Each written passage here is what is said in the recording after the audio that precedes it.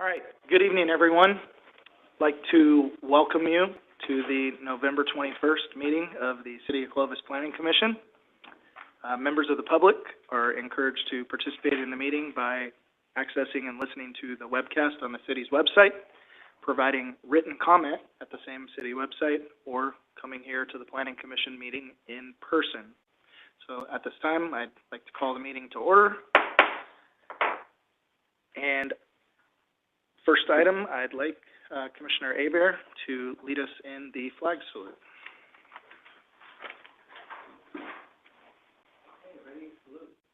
I pledge allegiance to the flag of the United States of America and to the republic for which it stands, one nation, under God, indivisible, with liberty and justice for all.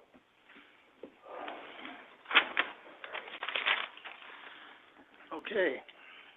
Commission Secretary, if you could call the roll. Yes, Commissioner Hatcher? Here. Commissioner Hebert? Here. Commissioner Hinkle? Here. And Chair Pro Tem Bedstead? Here. Thank you. And if I could get a motion to approve the minutes from the meeting of October 24th. So move. Second. Just a brief correction, approving the revised minutes? Revised. Yeah. Thank you. Yeah, just to clarify, motion to approve the revised minutes as redlined. Yes, thank you.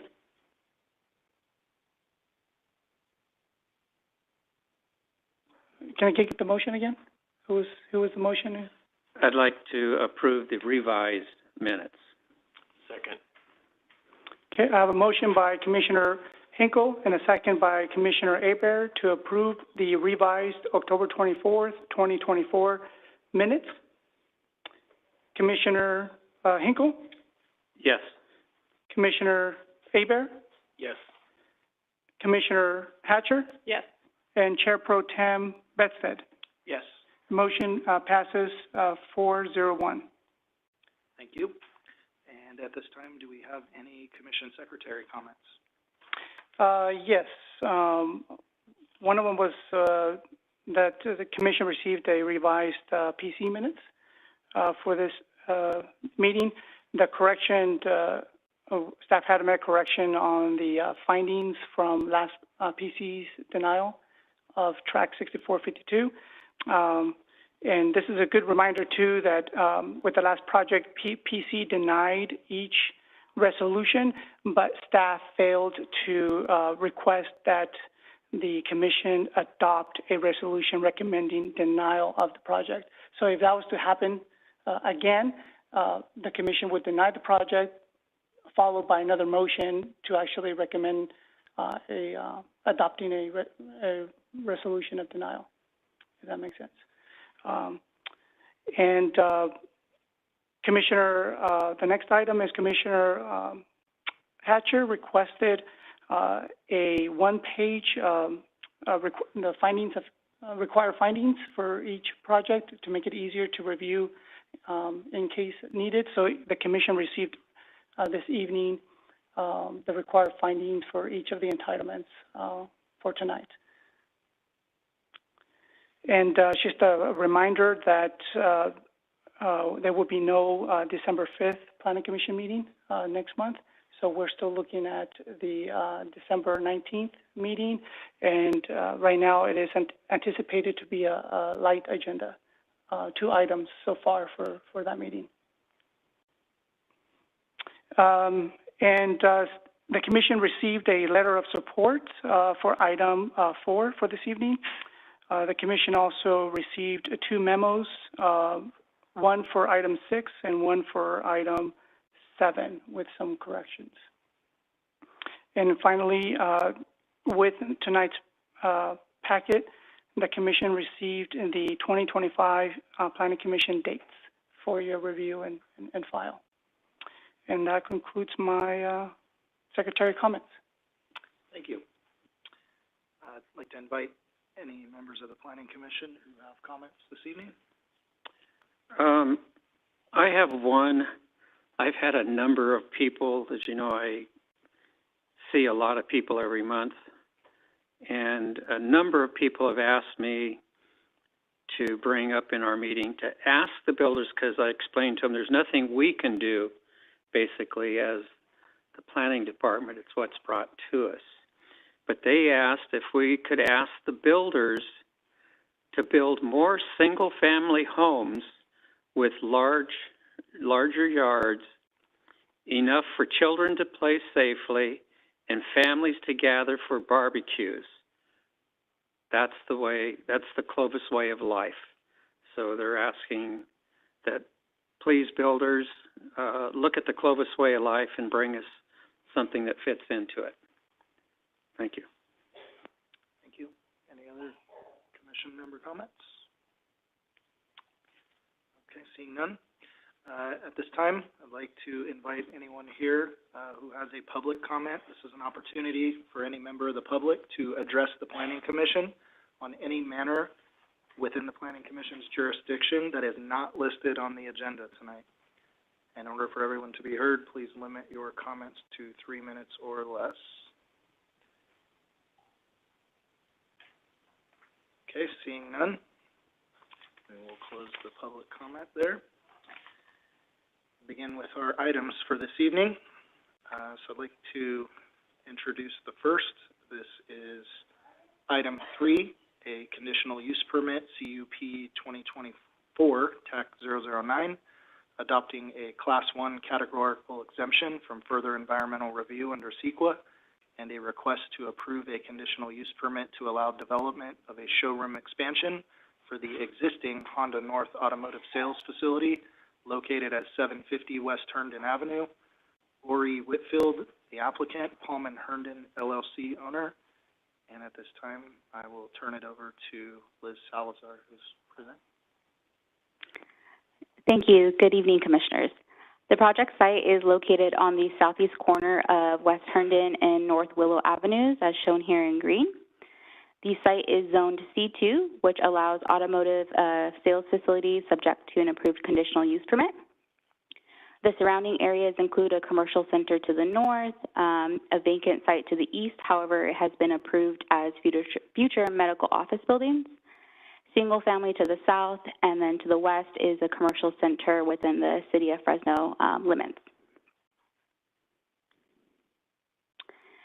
So the project site is the existing Honda North Automotive Sales Facility. It was originally approved through Conditional Use Permit 2007-16, which approved a 36,000 square foot new sales showroom and service building, 1,800 square foot car wash, and a 3,400 square foot pre-owned sales building. The applicant tonight is requesting to expand the existing showroom along the northern area of the building, shown here in red. And that expansion is approximately 1,600 square feet. The hours of operation will remain the same for the Honda North facility, and that will be 7 a.m. to 10 p.m. For the showroom and sales, and then 7 a.m. to 6 p.m. for the car wash and services. And this was previously conditioned through the original CUP. Here I'm showing what the expansion will look like. They are going to be removing 13 of those parking stalls to the north of the building, and then creating an outdoor vehicle display area within some of that area, and then expanding that showroom out about 1,600 square feet. With the removal of the 13 stalls, they are still meeting the parking requirement. The original CUP required 350 parking stalls, and with the removal of the 13 stalls, they still have 504 stalls, so they're still meeting that parking requirement. There are no modifications to the site, circulation, or access points. It will still be accessed from Willow and McGill. There will be no direct access to Herndon Avenue. Some of the same conditions will be carried over into the CUP, which does not allow any test driving into the residential neighborhood to the south, and then no parking of any vehicles there as well. The applicant is going to be doing an exterior facade modification. You can see the existing Honda North to the left on the screen, and then to the right is their elevation change. One of the big changes is they're putting those taller windows and providing more visibility into the dealership. The height will be at 25 feet in total. So based on the findings in the staff report, no opposing comments from the public or internal or external agencies, staff is recommending that the Planning Commission approve this showroom expansion for the existing Honda North. And then I'm available for any questions. Thank you, Liz. Yeah. Any planning commissioners have any clarifying questions for staff? Okay. Before I open the public hearing, I just want to make a brief announcement just so that everyone understands the order of operation with each of these items. So after staff makes a presentation on each item, then the applicant will be invited up to the podium to address the commission, including answering any questions that the commission here has. The commission will then invite anyone in the audience or online who wishes to speak in favor of an item up to provide a comment, followed by anyone here who is opposed to do the same. So all testimony from the public that is in favor or opposition is going to be limited to the 3 minutes per person, and the timer is located on the wall there behind you. So just want to make sure everyone understands that. So we'll apply that to each and every item this evening. Thank you. All right, so at this time, I will open the public hearing for this item and invite the applicant to the podium to provide comments or any presentation.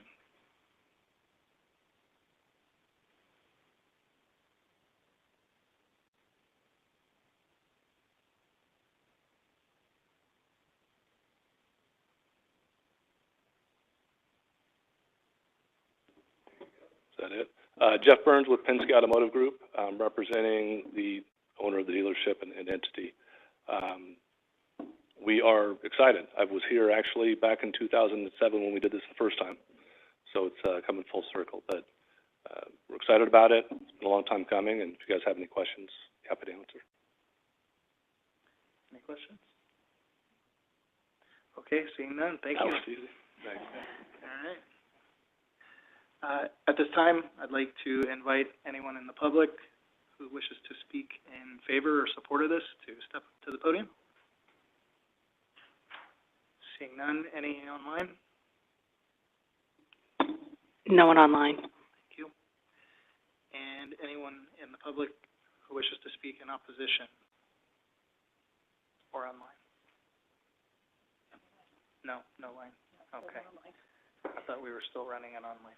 Guess not. My mistake. I don't chair the meeting that often. Okay. Thank you. All right. I don't think there's any rebuttal because there was no comment. So you're welcome back up if you'd like. Otherwise, we'll move on. All right. Thank you. So at this time, we will close the public hearing and return to staff. Any clarifying comments? No, we have no more comments. All right. Thank you very much. Okay. So I'll bring it back to the commission then for deliberation, any discussion, and entertainment of a motion. I'll make a motion to approve the project as presented. And I will second. Okay, I have a motion by Commissioner Hebert and a second by Commissioner Hatcher to approve CUP 2024-009. Commissioner Hebert? Yes. Commissioner Hatcher? Yes. Commissioner Hinkle? Yes. Chair Pro Tem Bedstead? Yes. Motion carries 401. Okay. Item number 4.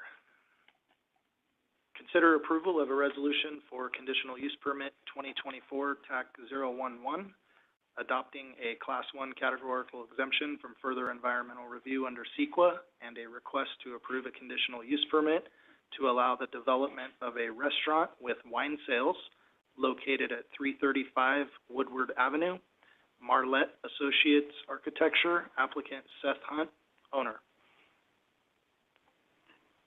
Thank you. So the project site is located at 335 Woodworth Avenue. That is east of Woodworth between 3rd and 4th Street. The site is zoned R1 and is within the Clovis, Central Clovis Specific Plan Planning Area 4, which is known as the Transitional Residential Commercial Planning Area. This planning area allows for the conversion of residential structures into commercial uses subject to a conditional use permit. The site is surrounded by an existing single-family residential to the north, commercial to the east, public parking lot number 4 to the south, and then single-family residential to the west. As I described, the site is located within Planning Area 4 of the Central Clovis Specific Plan. That area is highlighted here in purple. We have the project site. So the planning area supports this adaptive reuse of the structure into a commercial use, and we see that in other areas within this planning area. So a couple of those examples include there is a salon, a couple of lots north of the project site, and then south of 4th Street is American Legion Post.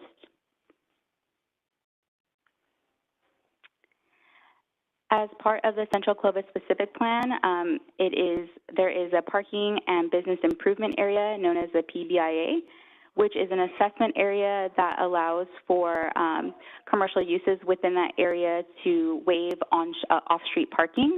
And then in lieu of that, they provide into the assessment and they pay for maintenance of public parking areas. So in this project, no off-street parking is required.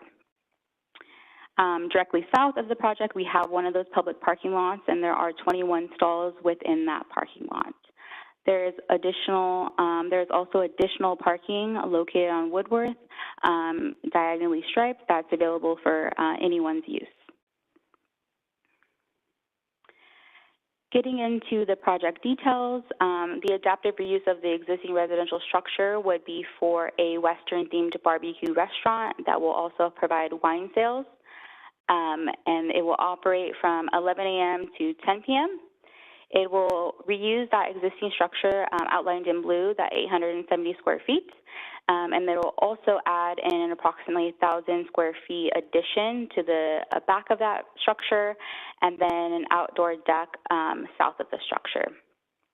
One of the components of this project is the applicant is requesting to maintain the existing wood fence along the northern property line.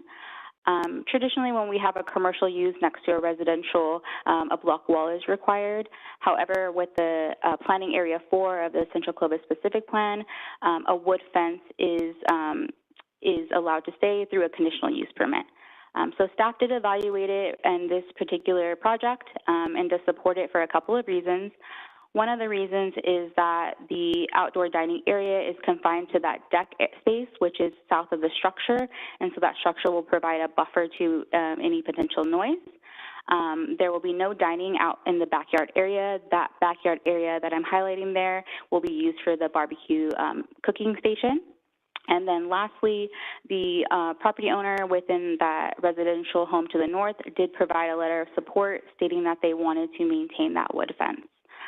So therefore, staff is supportive of keeping that wood fence there. The exterior elevations of the home will remain as the residential features here. So it'll maintain this look and feel.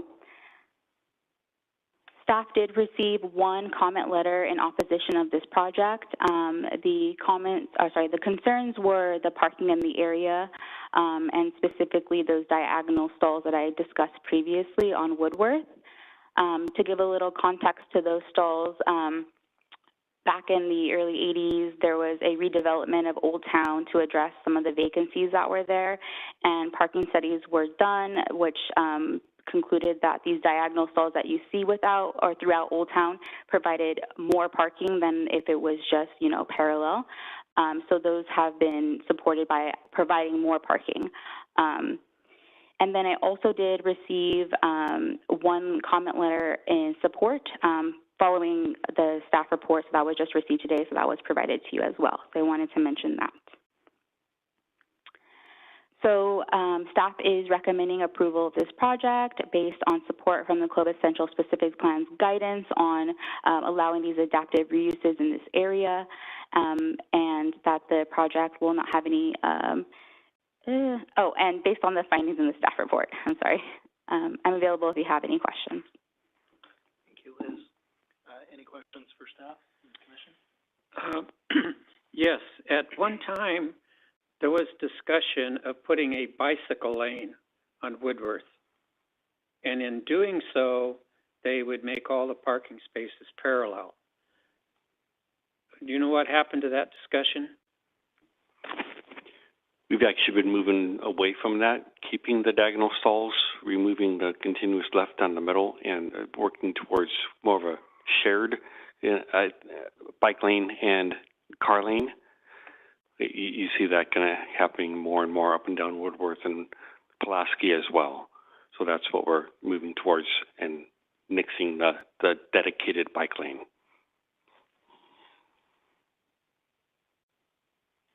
Okay, any other comments? Okay, thank you.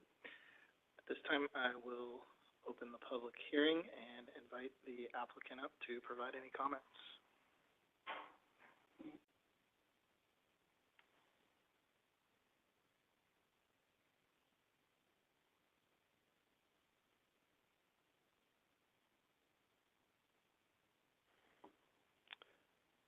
Thank you, everybody, for having me here. I am Seth. I own the property and have since 2014. Originally bought the place with this in mind. Went to Fresno State, got the degree, and graduated in 18. Been a winemaker at a place called Skinner Vineyards ever since. And this is coming back to home and wanting to open up a place of business. Thank you. Any questions for the applicant? Thank you. Cool. Thank you. Sir, if be happy to have you come up and speak here in just a minute when I open it in favor or opposition, and you can ask, and then we can clarify questions in that manner. As soon as the applicant's done, I'll be inviting the public to speak in favor or opposition, and you can make comments to the commission or ask questions at that time, and we'll seek to answer those for you. Seth, if there's nothing else to add,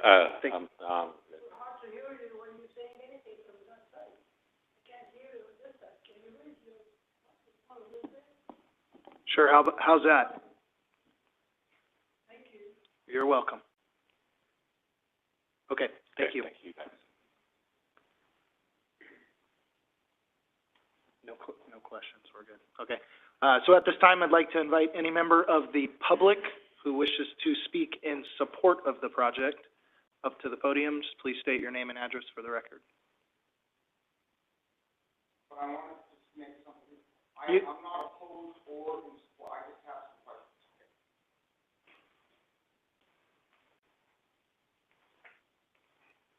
My name is Jerry Louie, and I live within a few hundred feet of where this restaurant is going to go. I just had a couple of questions, and one is mainly the noise factor, and if this is strictly just wine, no beer, and that type of thing. I'm just concerned about the type of patron that would go there, and what kind of. We've already got a lot of activity in our area with the people coming from the bars, and they get lost over there. They end up on our front porch and ringing our doorbell and that type of thing. So I'm just asking, is this going to be, people that drink beer are a little bit different than people that drink wine. So my concern is what's going to happen in our neighborhood with the activity that's going to go on at this restaurant. I just want to make sure it's going to be, compatible with the neighborhood as well. Thank you, sir. Okay. Anyone else who wishes to speak in favor? Okay, seeing none. Anyone who wishes to speak in opposition of the project? Okay, seeing none. I will invite the applicant back up for any comments or rebuttal here.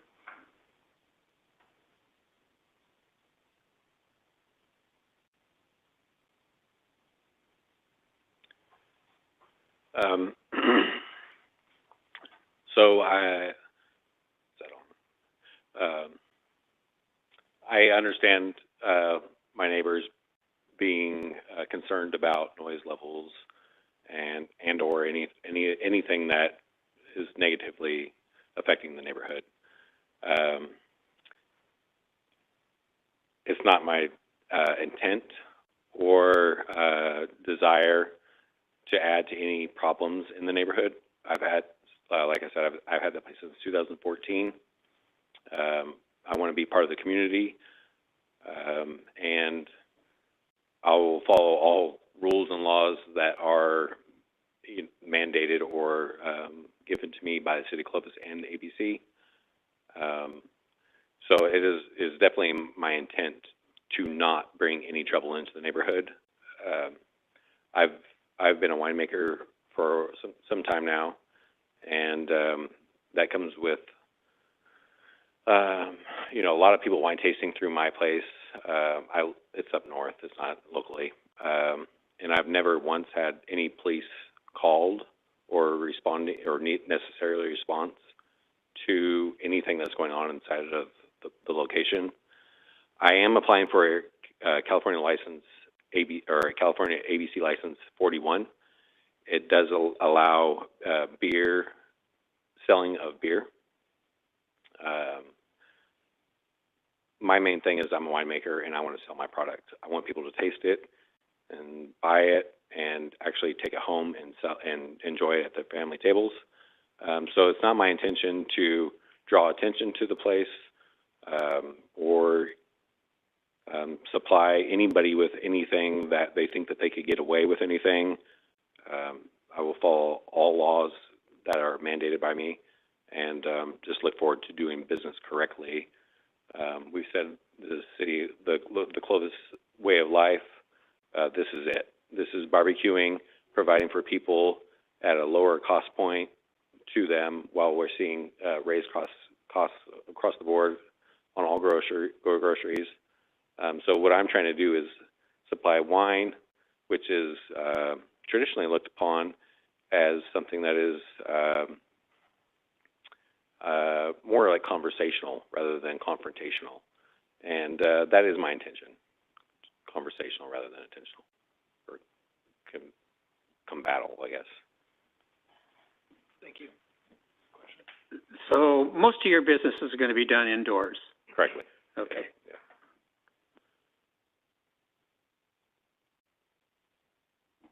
Thank you. Yep. Okay. At this time, I will close the public hearing, kick it back to staff for any clarifying comments or anything else from the public testimony that needs to be addressed. Yes, thank you. I just wanted to provide one clarifying comment on the alcohol license type. That type is required to be a restaurant, so they couldn't just stop selling food and just sell alcohol, or sorry, beer and wine or wine. It would be required to sell food at all times. Okay, I will bring it back. Chair Pro Tem, if I may add Please do. a little bit to this too also, the project has a specific condition, condition 11, discusses the operational noise of the project and the requirement to conform with our Muni Code exterior noise standards. So that's going to be expected of the project. And also, the project was distributed to various departments, including PD, which reviewed and provided corresponding conditions of approval, which the project will be required to comply with. Thank you. All right, at this time, I'll bring it back to the commission for any discussion. Just want to make a comment before I ask for a motion. I think it's a good project. I like that you want to come back and do business here in the city of Clovis. I think venues like this are things that people do enjoy, being outdoors, being indoors, enjoying fine wine. I appreciate you providing assurance not only to us, but folks here in the community that you want to integrate with the neighborhood and continue to be kind of a good, partner to everyone, the residents there as well. So I look forward to that. At this time, I will look for anyone to make a motion. I will make a motion to approve CUP 2024-011. I'll second. Okay, I have a motion by Commissioner Hatcher and a second by Commissioner Hebert to approve CUP 2024-011. Commissioner Hatcher, Yes. Commissioner Hebert, Yes. Commissioner Hinkle, Yes. Chair Pro Tem Bedstead. Yes. Motion carries 401.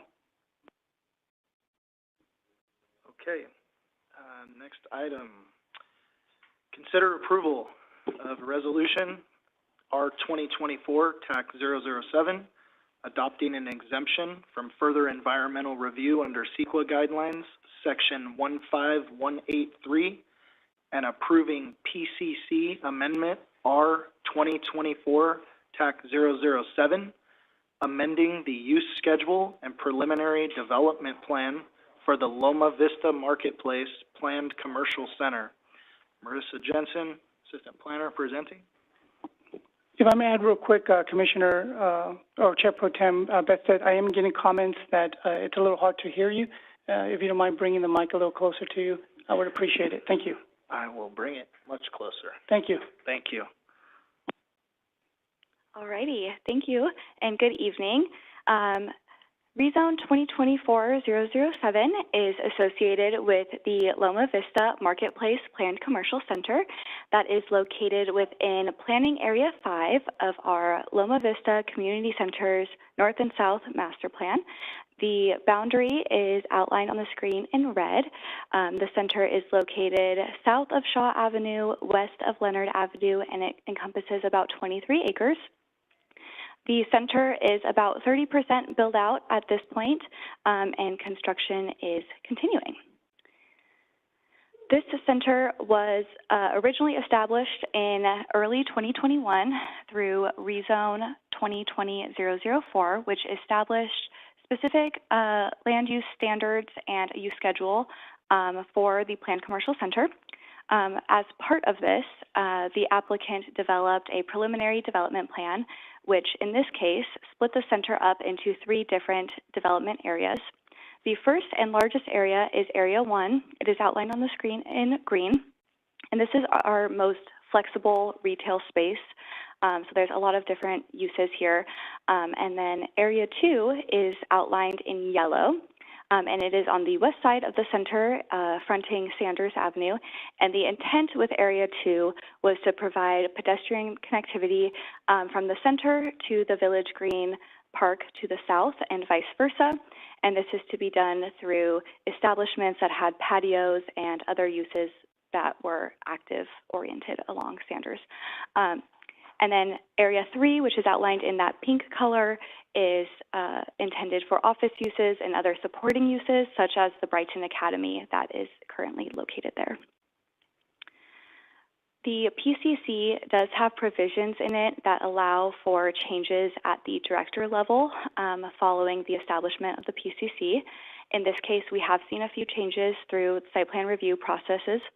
The first being the relocation of Building A along Shaw, the addition of Chipotle also along Shaw, which replaced a drive-through kiosk that was originally planned there, the removal of Building O in exchange for additional square footage for Building N, and then we have seen some modifications to Building H.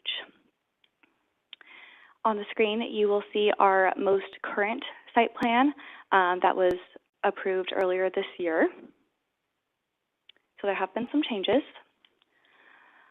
With this application, the applicant is proposing a modified development plan, which includes primarily modifications to areas 1 and 2, which is in the southwestern corner of the center. And this is to accommodate a national retail user, which is Tractor Supply. Tractor Supply's current operations include an outdoor display space that in this case it is about 20,000 square feet, and this is consistent with the Tractor Supply store that we have here at Herndon and Fowler, so the same concept here.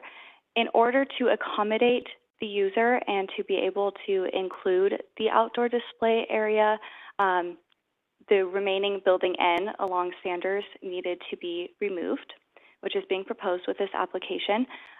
But with the removal of Building N, there were concerns regarding the pedestrian-oriented focus of Planning Area 2, which staff and the applicant have worked together collaboratively to find a new pedestrian feature in place of the two buildings that have been removed. So this is a closer look at Tractor Supply. This is the Tractor Supply storefront. This is their 20,000 square foot outdoor display area, and this is the newest pedestrian trail feature proposed along Sanders Avenue. We'll get into a few more details about the trail in just a minute. Here you will find the proposed elevations for not only the Tractor Supply store, but also their outdoor space. Again, staff and the applicant worked together to find a design that was consistent with the remaining center, but also feasible for Tractor Supply. And then looking into our new pedestrian feature along Sanders, the design includes a 10-foot meandering trail, benches, a trellis, and enhanced landscaping. So on the screen, you will see kind of conceptually how that will look upon build-out. And then here are some conceptual renderings of this pedestrian feature. This is looking east from Sanders Avenue. You can see the trail and then the trellis and some of the benches there. And then this is another view looking southeast, from the roundabout on Sanders. Additionally, the enhanced landscaping will also provide a landscaping buffer as well between the parking and the outdoor display area.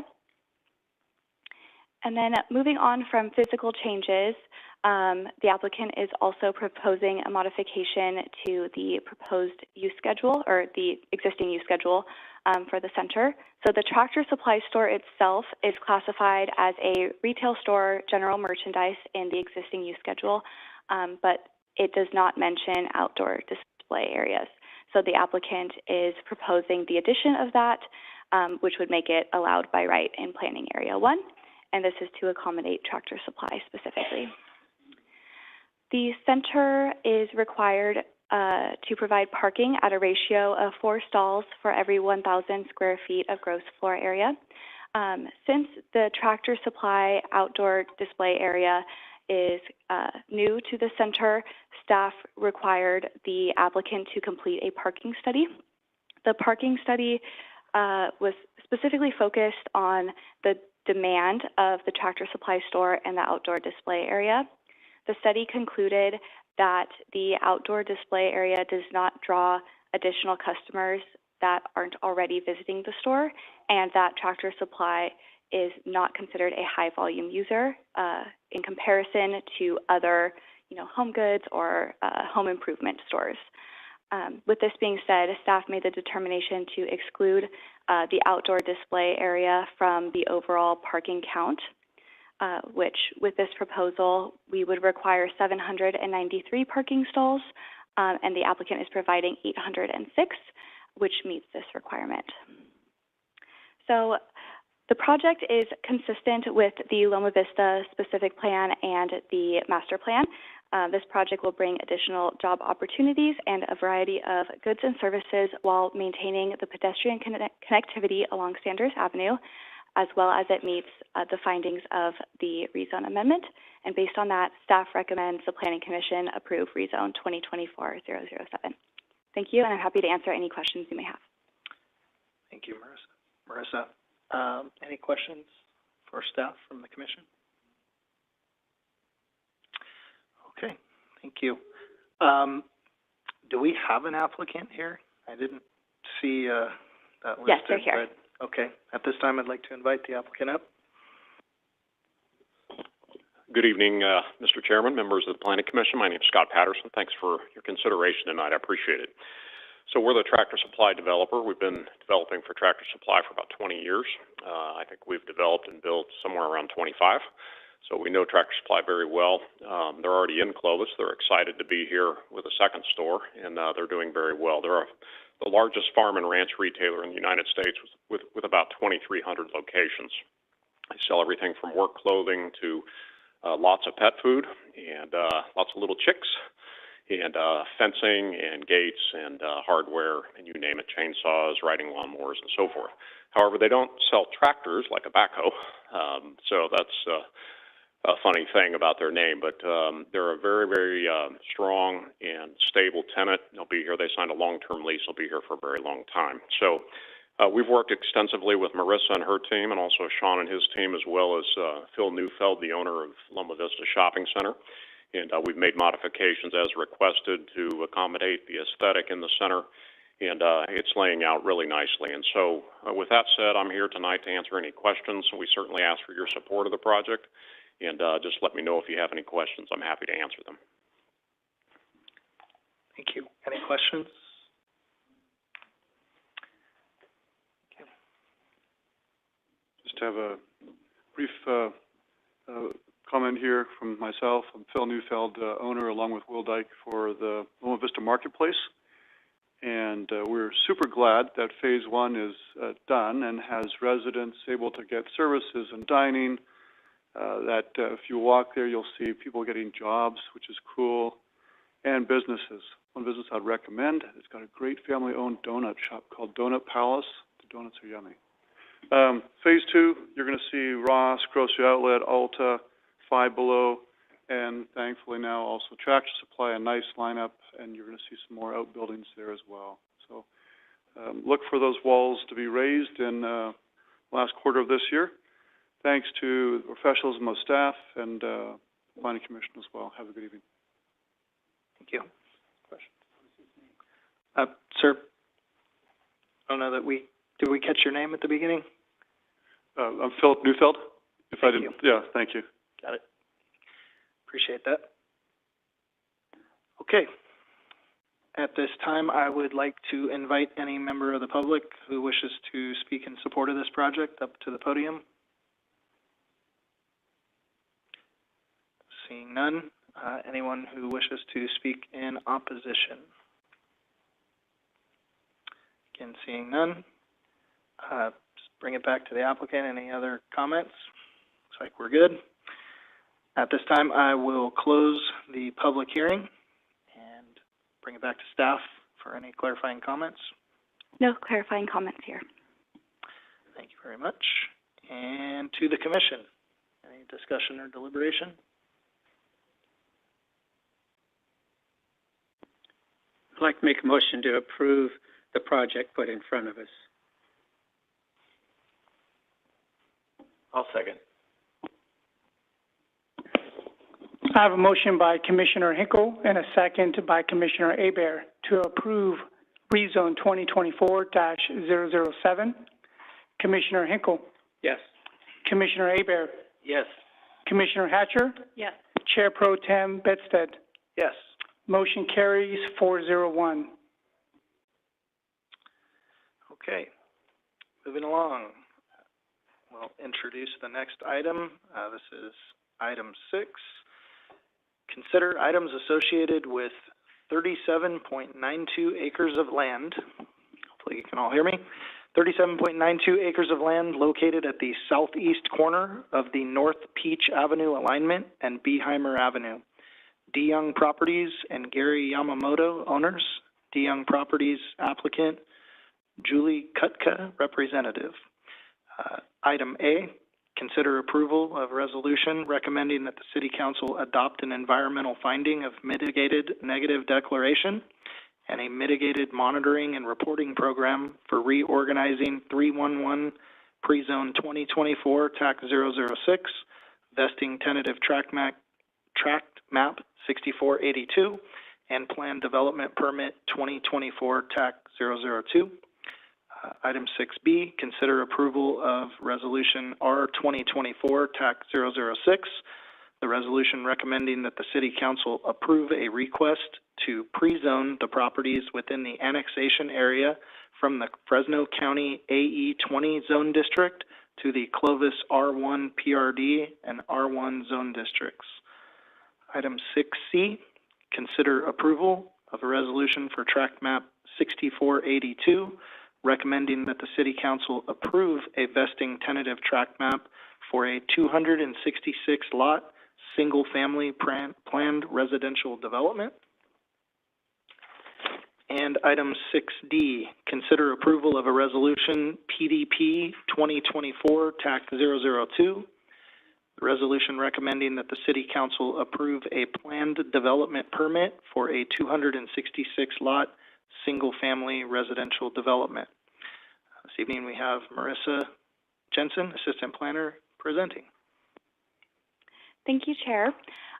Before I get started with the presentation, I would like to note that one of the memos you received tonight is regarding this project, regarding the block wall requirement. Originally, it said the block wall was to surround the perimeter of the tract.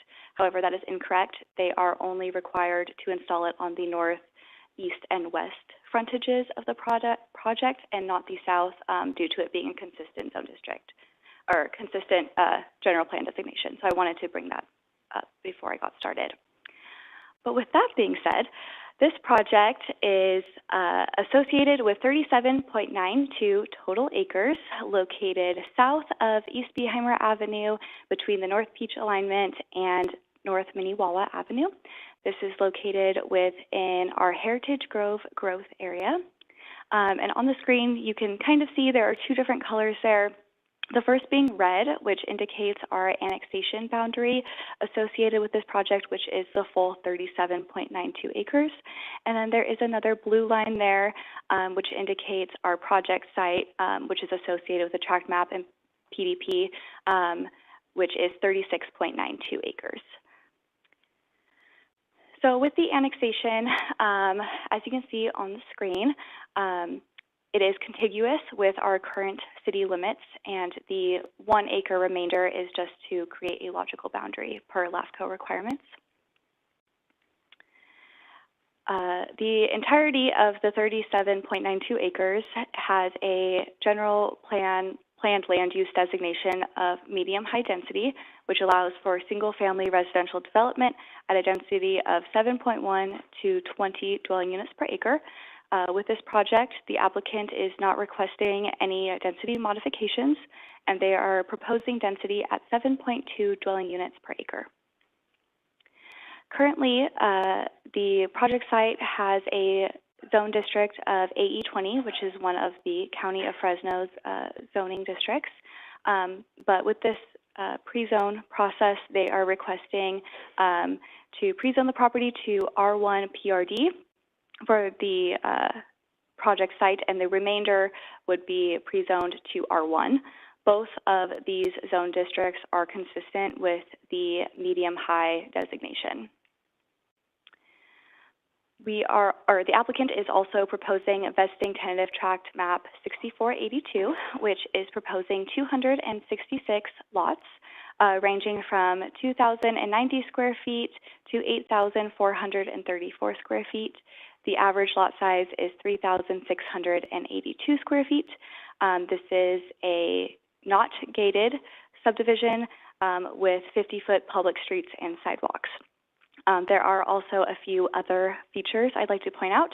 The applicant will be installing 2 community corner paseos at the northern corners of the project as prescribed in the Heritage Grove design guidelines. On the screen, you will see a concept of the vision for this space, but the final design is currently in process with Tract 6343. So once those design standards are established, the applicant will install the same product here. And then they are also proposing a park, which is their amenity for the PDP, and this park is just under 33,000 square feet, which is about 2 to 3 times larger than we see with PDP projects.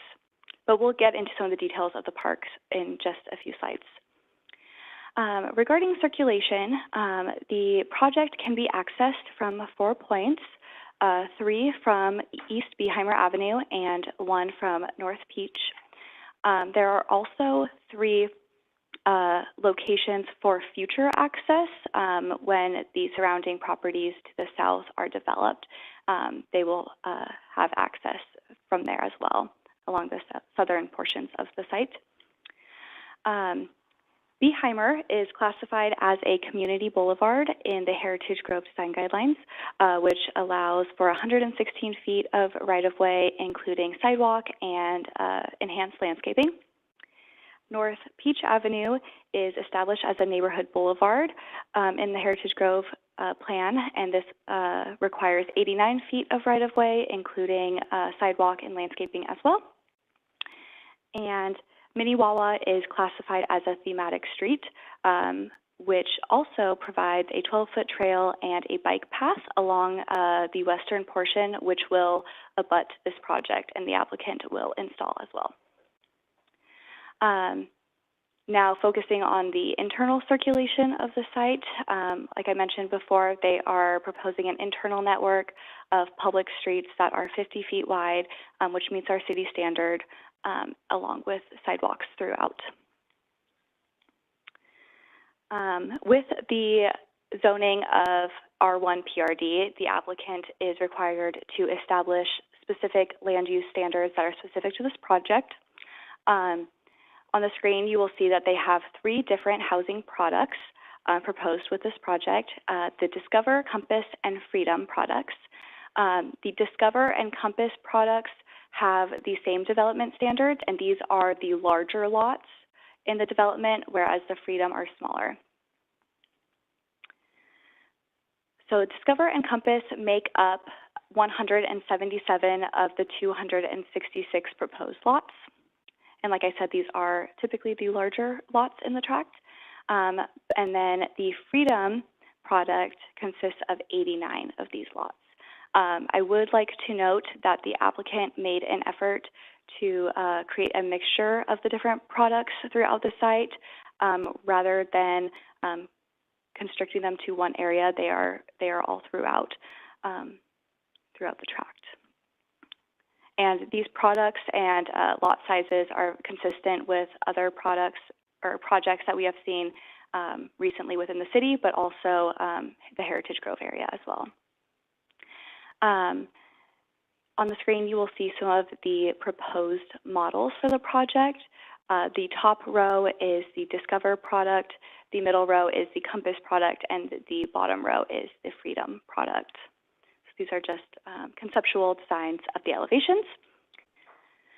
And then going back to the park, this is the applicant's proposed amenity with the planned development permit. So as I mentioned before, this is just under 33,000 square feet in size, which is 2 to 3 times larger than we typically see with PDPs, and they are providing quite a few features that we also don't typically see in pocket parks or neighborhood parks. So not only do they have a spacious open play area, but they are proposing 2 different playground structures for children, concrete seat walls, a shade structure, ping pong tables, dining areas, and then Adirondack chairs as well. And then to kind of wrap up the project, some of the reasons for recommendation are that the applicant is not proposing any modification to the density, and this is in line with not only the Heritage Grove planned growth area, but our general plan, and it is providing a mixture of different housing types and sizes. With that being said, staff was able to make all of the findings associated with the various applications. There were no opposing comments from any of our outside agencies or internal departments, and staff is recommending the Planning Commission approve the resolutions recommending that the City Council adopt the MND and mitigation measures for and approve Rezone 2024-006, Tract Map 6482, and PDP 2024-002. Thank you, and I'm happy to answer any questions. Thank you, Marissa. Any clarifying questions for staff?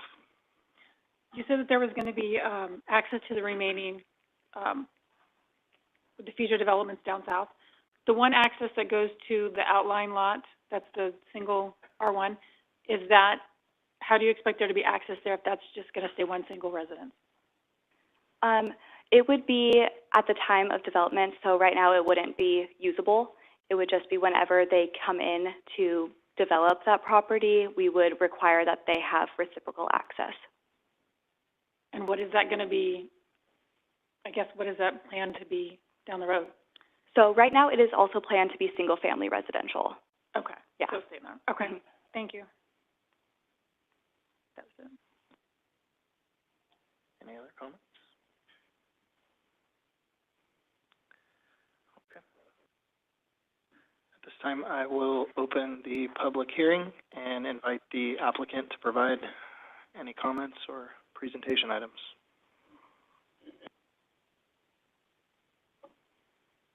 Okay. Good evening, everyone. Brandon DeYoung with DeYoung Properties. Extremely excited to be here and finally present this this new neighborhood of ours to the public and to the commission. I am representing the third generation of home builders in my family. Gen 2 bought this property nearly 20 years ago, so this is a long time coming. Extremely excited to finally bring this to fruition. It's in a beautiful area of Heritage Grove, as you guys all know, and we're excited to see this continue to develop out. Happy to answer any questions.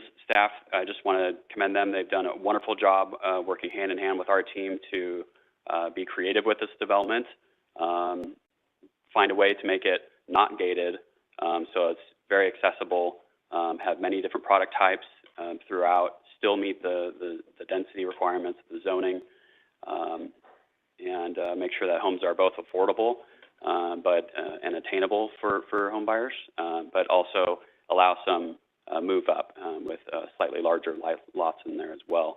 I know Commissioner Hinkle was referencing that earlier, so we tried to make sure it's not just super small lots throughout. There's some affordable product in there, attainable, I should say, product in there, and then if you have a little bit extra money to have a little bit larger lot, we have the product for that type of customer as well. So, like I said, excited to bring this to fruition and happy to answer any questions. Thank you. Any questions? Do you consider this development senior-friendly? Senior-friendly. Yeah, I would say so. The product type that has smaller homes, less maintenance, smaller yards, very walkable community. As mentioned, sidewalks throughout. We have that large park space in the middle. I would consider that, yes. They're single-story. It depends on the series. Certain series, as we mentioned, there's 3 different series of plans within there, and some are single-story, yes. Okay, because the seniors do not want stairs. Of course. So, okay, thank you. You're welcome. Any other questions? I was just curious, on your entry level, is that the Freedom? That would be Freedom, yes. Are there single stories in there? I didn't see that in there. Freedom is not. Okay. Freedom would be all 2-story, right? Yeah. Yeah, that would be the bottom row there. It's simply impossible to do a single story that's on that size of a lot, frankly. So it's not until you get to the one above Compass that you're able to do that single story, that single level one.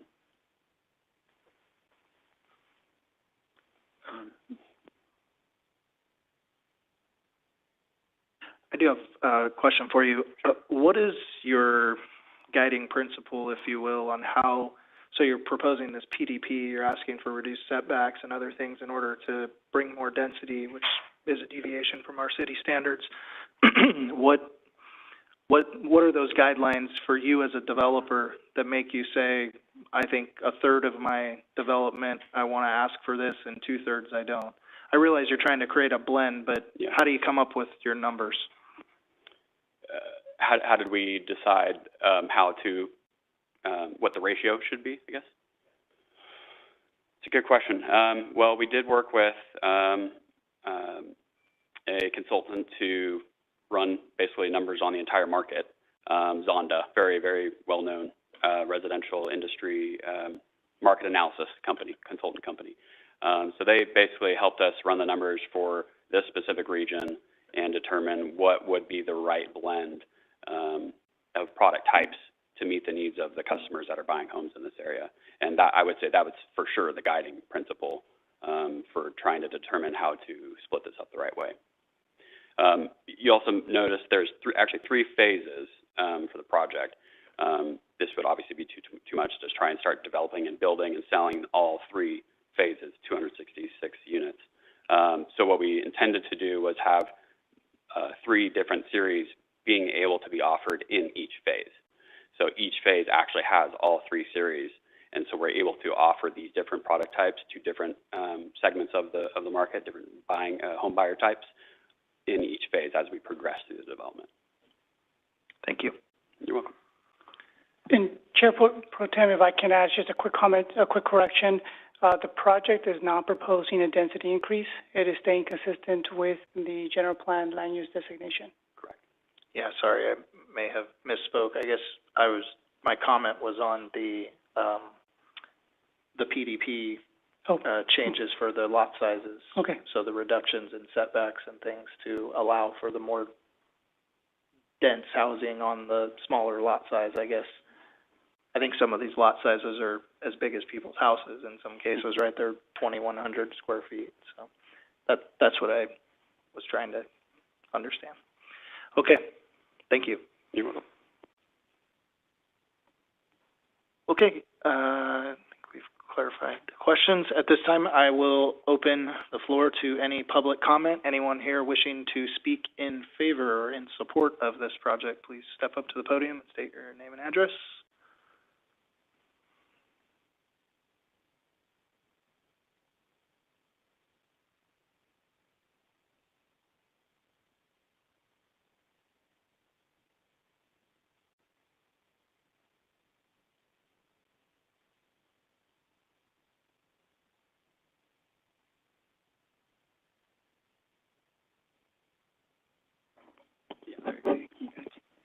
Can you hear me okay?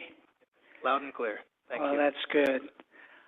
I'm 79 years old, and I waited a long time for this to take place. And our family is three generations here in Clovis. My father's been involved with government, civil, nonprofit. I likewise follow his steps. And he's been a farmer all these years out in that area, so we become very attached to the property that you have in discussion. Because we are a family-oriented community, it meant a lot that it be transferred to a like philosophy, and that's where DeYoung Properties has fit the bill on that. I can't speak to the technicalities and specifications, but we've been working with them from the very day that they acquired the property to the present time. We helped them be able to walk the property, be able to determine the use of the property, what's transpired between the day we bought it, which is back in 1964, to the present time. So it was with a lot of thought that we said, this is a good marriage. So we've always been very strong with family. The young families, the same thing. So when we searched, we weren't looking for a buyer. We were looking for basically what would be a legacy to pass on and to be remembered in Clovis. We're Clovis people, and we will always continue to be so. And on behalf of my folks, I just want to express our gratitude that we're to this stage, and we look forward to move forward with this transaction. Thank you very much. Sir, excuse me. Could you just please state your name? Oh, my name is Gary Yamamoto. I'm 79 years old, and I'm still standing. We're glad Thank you. You're here. Thank you. Okay. Anyone else wish to speak in support of this project? All right. Seeing none, I'll invite anyone here. Oh.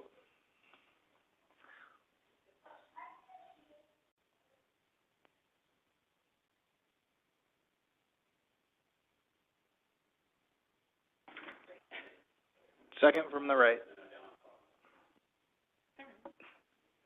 I'm Christine Floriani. I'm actually representing Jeanette Herbold. She lives at 3415 East Beeheimer, and we're just wondering if the project gets passed, when is the projected time start of the project? Thank you. I will defer to the applicant. Yeah, we'll have the applicant. I'll bring you right back here in just a second. Okay, anyone else in favor? Anyone in opposition? Okay, seeing none, now I'll invite the applicant back. Thank you. The probably simplest answer to this will be it depends on the pace of development around this location and infrastructure.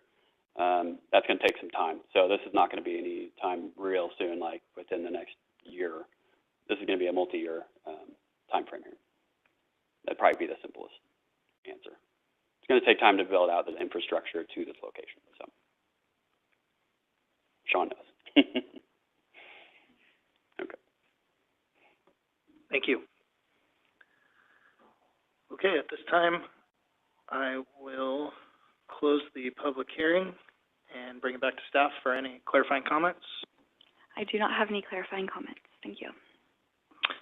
Okay, and Chair Pro Tem, if I could just make one clarification, and I think this is described or implied in the staff report, but as Marissa outlined in the presentation, the density here requires a minimum density of 7 units per acre.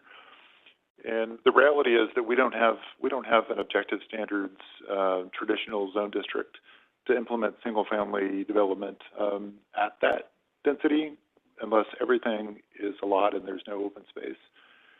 And so the options are to go to this PRD zoning with a plan development permit, or to go to a multifamily district. And so we're going to be seeing more of that in Heritage Grove because there's quite a lot of medium and medium high density residential, which lend towards the higher ranges of single family zone districts. And the best way to achieve that and still get open space is with plan development permits. So just sort of keep that in mind as we consider these more compact lots, that they are necessary to get to the minimum density ranges that are required in the zone district. And that's a little different than some of the projects that you've seen in the past, which applicants are stretching to ask for that additional density. So just a little different variation on what you've seen. Similar product types, but different context. Thank you. Okay, I'll bring it back to the commission for any questions or discussion. I just have a couple comments. I'm glad, Dave, that you sent that about the PDP, because every time when we see an item like this and they're deviating from what we list as the standards, it makes you wonder why we have standards if we don't follow them. I have a hard time with some of the projects being this small and houses being this small, because I could have 5 of these on my lot where I live. And I know that I live on a good lot, that's great. But it's very hard sometimes to imagine somebody living on a lot size that's only 2,300 square foot. So I struggle with that, because that seems to be a lot of what we're building lately. I'm glad to see that you were on the very end, the very low of that density. And also the fact that the park is so huge and there's a lot of amenities. We don't generally see that. We generally see very, not as much. So I really appreciate that.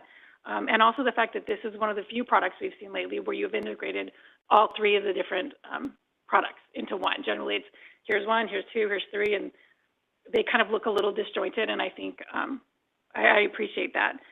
Having said that, I still struggle with so much density in such small lots, but I think it's a good looking product. Looking at the plans and the pictures of them, they look very nice, and I'm glad to see that we're going to have some good green space there. So. Thank you. Anyone else? Any comments? No, she took all my thunder. So, I mean, we've seen these projects before, and again, this is probably one of the better ones that we've seen. Again, because of the mix of the product that you're offering. So yeah, I just kind of echo what you were saying. I know we, as a collective, seem like we struggle with these high density products, but that's why I was kind of asking you, was there a single story in the entry level? Because I know my colleague really worries about seniors, and I do too, because I'm a senior myself. So, but yeah, it's like I said, this is probably one of the better offerings we've seen lately. We've seen quite a few that we've just went, they're small, there's no sidewalks, they'll turn to rentals. and so that that's all I really have to say on this.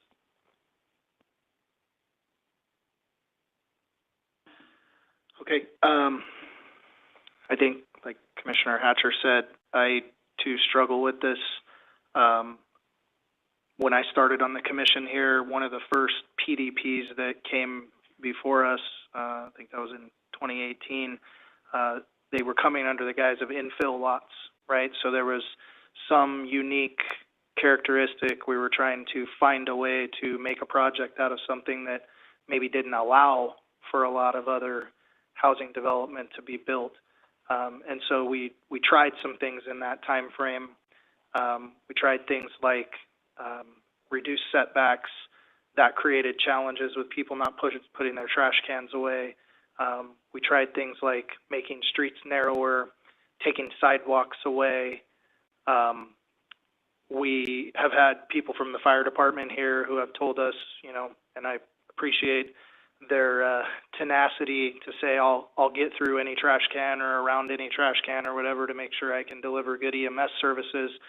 But we also talked about the street widths and things as well. And despite being told several years back that, you know, it was okay, it's actually not okay. I've talked to many folks in the fire service here who are the engineers who drive those trucks, and they need spotters to get through some of these neighborhoods because the streets are too narrow. And so with new information, I like to say I reserve the right to get smarter.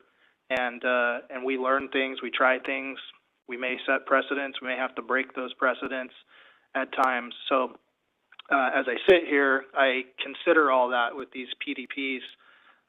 In this case, I appreciate that the street widths are good and to our city standard. That mitigates a serious concern with fire safety, EMS services, the sidewalks. I think toters are still a problem. I think the setbacks are super tight.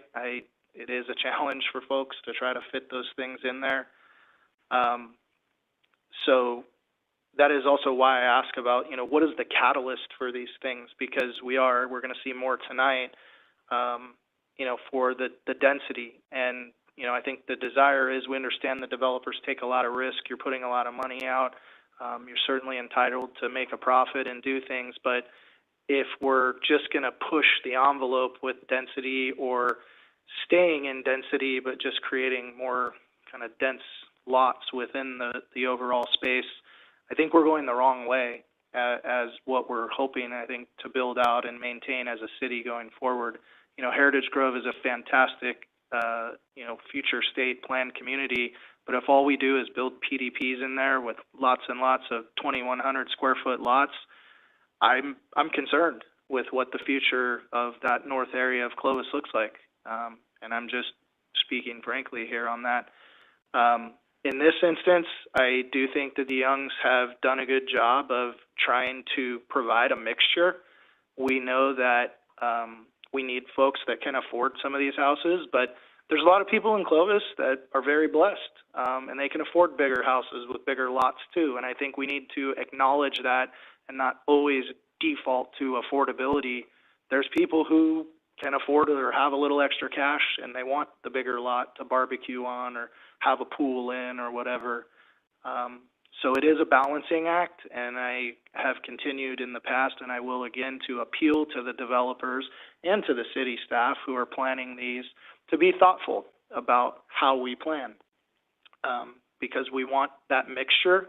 It's important for our community. We can't just have one size fits all. We know that that's certainly not the case. Like Commissioner Hinkle says, we got to look at a senior community who can't climb stairs, et cetera, et cetera.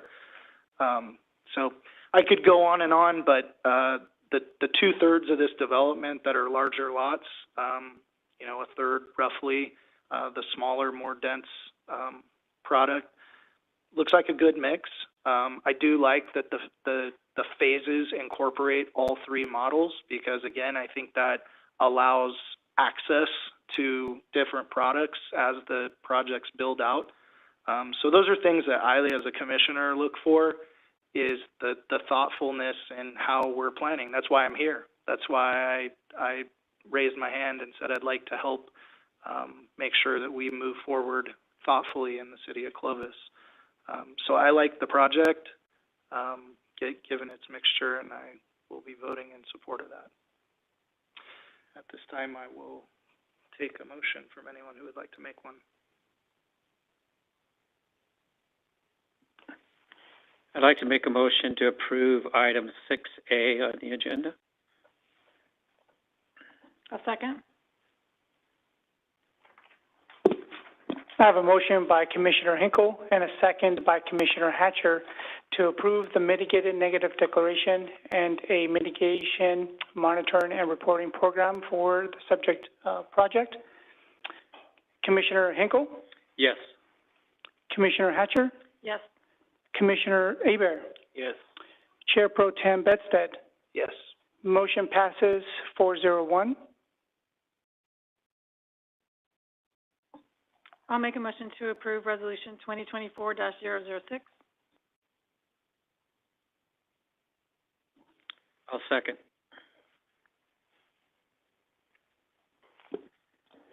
I have a motion by Commissioner Hatcher and a second by Commissioner Hinkle to approve pre-zone 2024-006.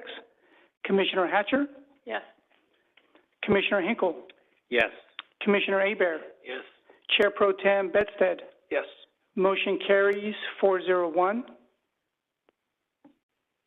I'll make a motion to approve track map 6482. Second.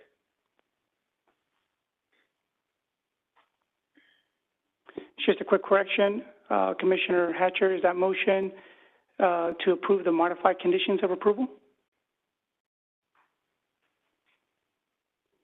for the wall? Oh, yes, sorry. I was looking at different. Yes. Okay. With the modified conditions, yes. Thank you. I have a motion by Commissioner Hatcher and a second by Commissioner Hebert to approve track map 6482 with the modified conditions of approval. Commissioner Hatcher? Yes. Commissioner Hebert? Yes. Commissioner Hinkle? Yes. Chair Pro Tem Bedstead? Yes. Motion carries 401. And I'll make a motion to approve PDP 2024-002. Second. I have a motion by Commissioner Hatcher and a second by Commissioner Hebert to approve PDP 2024-002. Commissioner Hatcher? Yes. Commissioner Hebert? Yes. Commissioner Hinkle? Yes. Chair Pro Tem Bedstead? Yes. Motion carries 401.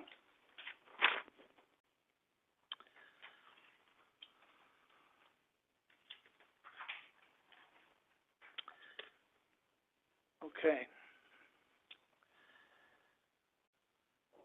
Hang with us. Got a couple more here. All right, item 7. Consider items associated with 14.57 acres of land located on the south side of East Perrin Avenue between North Minnewawa Avenue and west of the North Clovis Avenue alignment. David Williams, John and Tricia Zimmer, Merrill Michael, Misha K. White Miller, and John Carisi, owners, Bonadelli Homes applicant, Scott Harbor representative. Item 7A, consider approval of a resolution recommending that the City Council adopt an environmental finding of mitigated negative declaration and a mitigation monitoring and reporting program for vesting tentative track map 6467 and plan development permit 2024 TAC 003. Item 7B, consider approval of a resolution for track map 6467 recommending that the City Council approve a vesting tentative track map for a 162-lot, single-family planned residential development, subject to the City Council's approval of the annexation. And item 7C, consider approval of a PDP 2024 TAC 003, a resolution recommending that the City Council approve a planned development permit for a 162-lot, single-family residential development. This evening we have Marissa Jensen, Assistant Planner, presenting. Alrighty. So, same as the item before, we do have a revised condition regarding the block wall. So this is the same circumstance as before, but based on the property features, the block wall would only be required along the Minnewawa, Perrin, and Clovis frontages. So I just wanted to bring that up as well.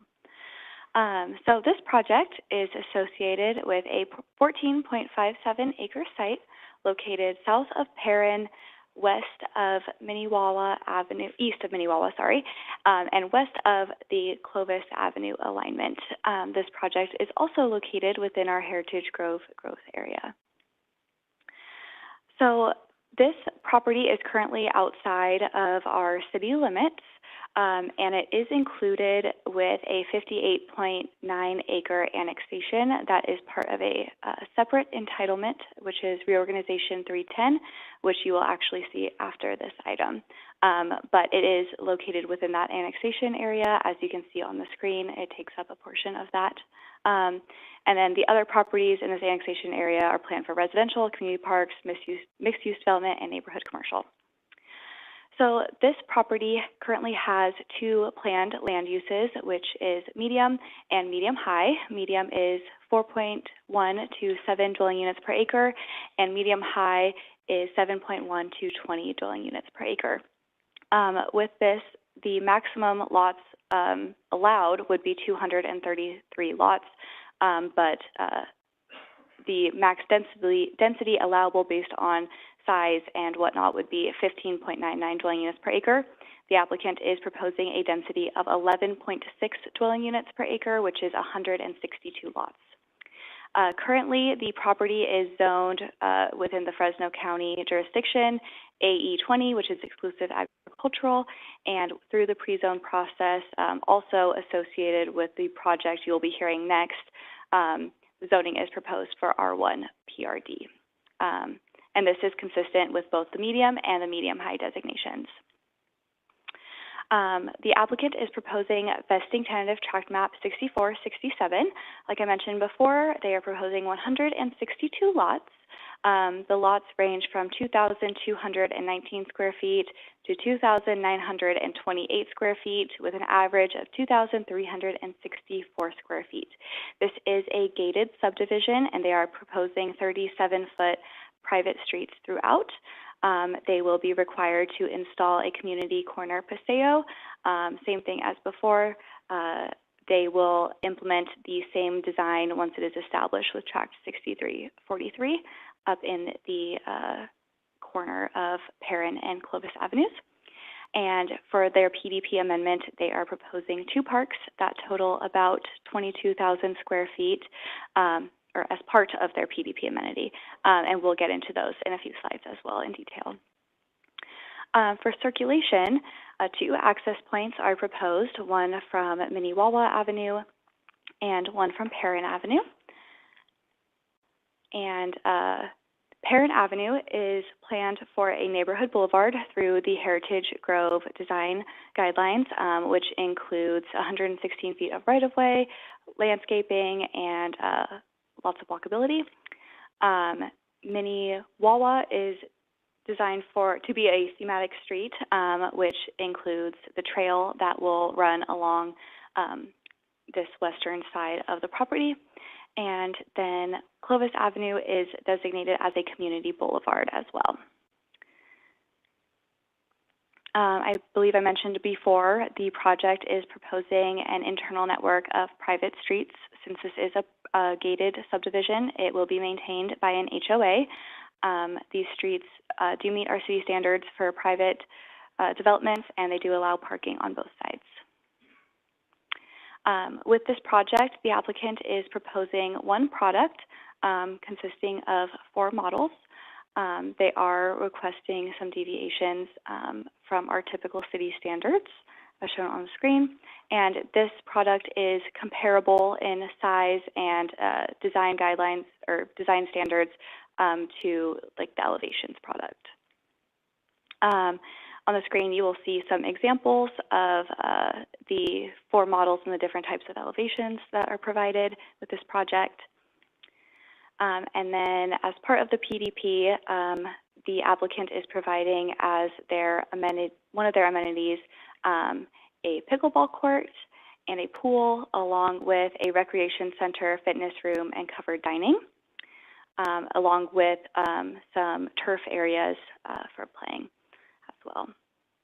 And then just note that these two parks are located in separate areas within the development to better accommodate the residents. For the pool, the applicant provided us these conceptual images from another project that was built in a different jurisdiction, but this is the inspiration for the pool design. And then, so since this is a gated project, the applicant is required to also have an amenity that is accessible to the public and is a public benefit. So you can see on the screen the project boundary popped up in red, and staff, planning, engineering, public utilities all collaborated and tried to find an area that would benefit from the applicant's contribution of just over $40,000 to a public amenity. And there are quite a few trails and public open space in this area, but we agreed that the contribution should go towards the improvement or the establishment of the North Sunnyside Avenue Trail, which is along Sunnyside and adjacent to the PG&E substation there. So based on this project, staff is able to recommend approval as we are providing for another type of a variety of housing types in the Heritage Grove area. It is consistent with the planned growth for Heritage Grove and our general plan designations. And with that being said, staff was able to make the required findings for the tract map and the PDP, and staff recommends that the Planning Commission recommends approval that the City Council adopt the MND and Mitigation Monitoring and Reporting Program and approve tract map 6467 and PDP 2024-003. Thank you, and I'm happy to answer any questions. Thank you, Marissa. Any questions? Yes, did I see that we have 5-foot driveways on this project? Yes, so this is allowable since they are private streets. So our requirement is for public streets, they have to be 20 feet. And I Forgot how wide's the streets? 37 feet, Okay, which meets our city standard for private streets. Yes. So Marissa, for the money that's going to go into the fund for the development by the PG&E substation, is that the same trail that, product last month, we're going for that same? Yes. And at what point are we actually planning to do that work? It's going to depend on how fast we can get the funds and get a design in. We don't have a timeline on it yet. Well, I'm just curious because we've had multiple projects that are putting money towards that one project. I'm like, are we expecting this to be a very expensive project, or it seems like everybody is contributing towards that one area? So it's just my concern. Yeah, I don't have a good handle on the cost, but if we can stretch it further, we'll keep going as far north as we can because there's the flood control basin there. Flood control is not going to do any more development, so if we can stretch this all the way up to Beeheimer, then we can have a really nice facility. Okay, thank you. Are there sidewalks in this project? There are no sidewalks. Okay, thank you. And just wanted to clarify one other thing. So they're private streets. You said they meet the private street requirement. What is the city street width, the standard street width? The curb pattern here in the private development is 36 feet. It's the same as a narrow 50-foot width right-of-way street. They're both curb to curb 36 feet. Okay, thank you. Anything else? Okay. Very good. I will open the public hearing at this time and invite the applicant up to the podium to speak. Please state your name and address for the record. The applicant did prepare a presentation, so I have it up. Just let me know when to switch the slides. Good evening, John Bonadelli, Bonadelli Neighborhoods. First of all, I wanted to thank the staff. This project's been over a year in the making now, and so I appreciate all the hard work the staff's done, and I appreciate their recommendation for approval. we have a long history of building in Clovis. We currently build in Loma Vista, our Grove community, and Wisteria Creek. And listening to some of your comments, we do meet some of the of your requests in terms of we have at the Grove community a move-up buyer product that's a 7,000 square foot lot, 3-car garages, big pool-sized lots for people to have backyards in.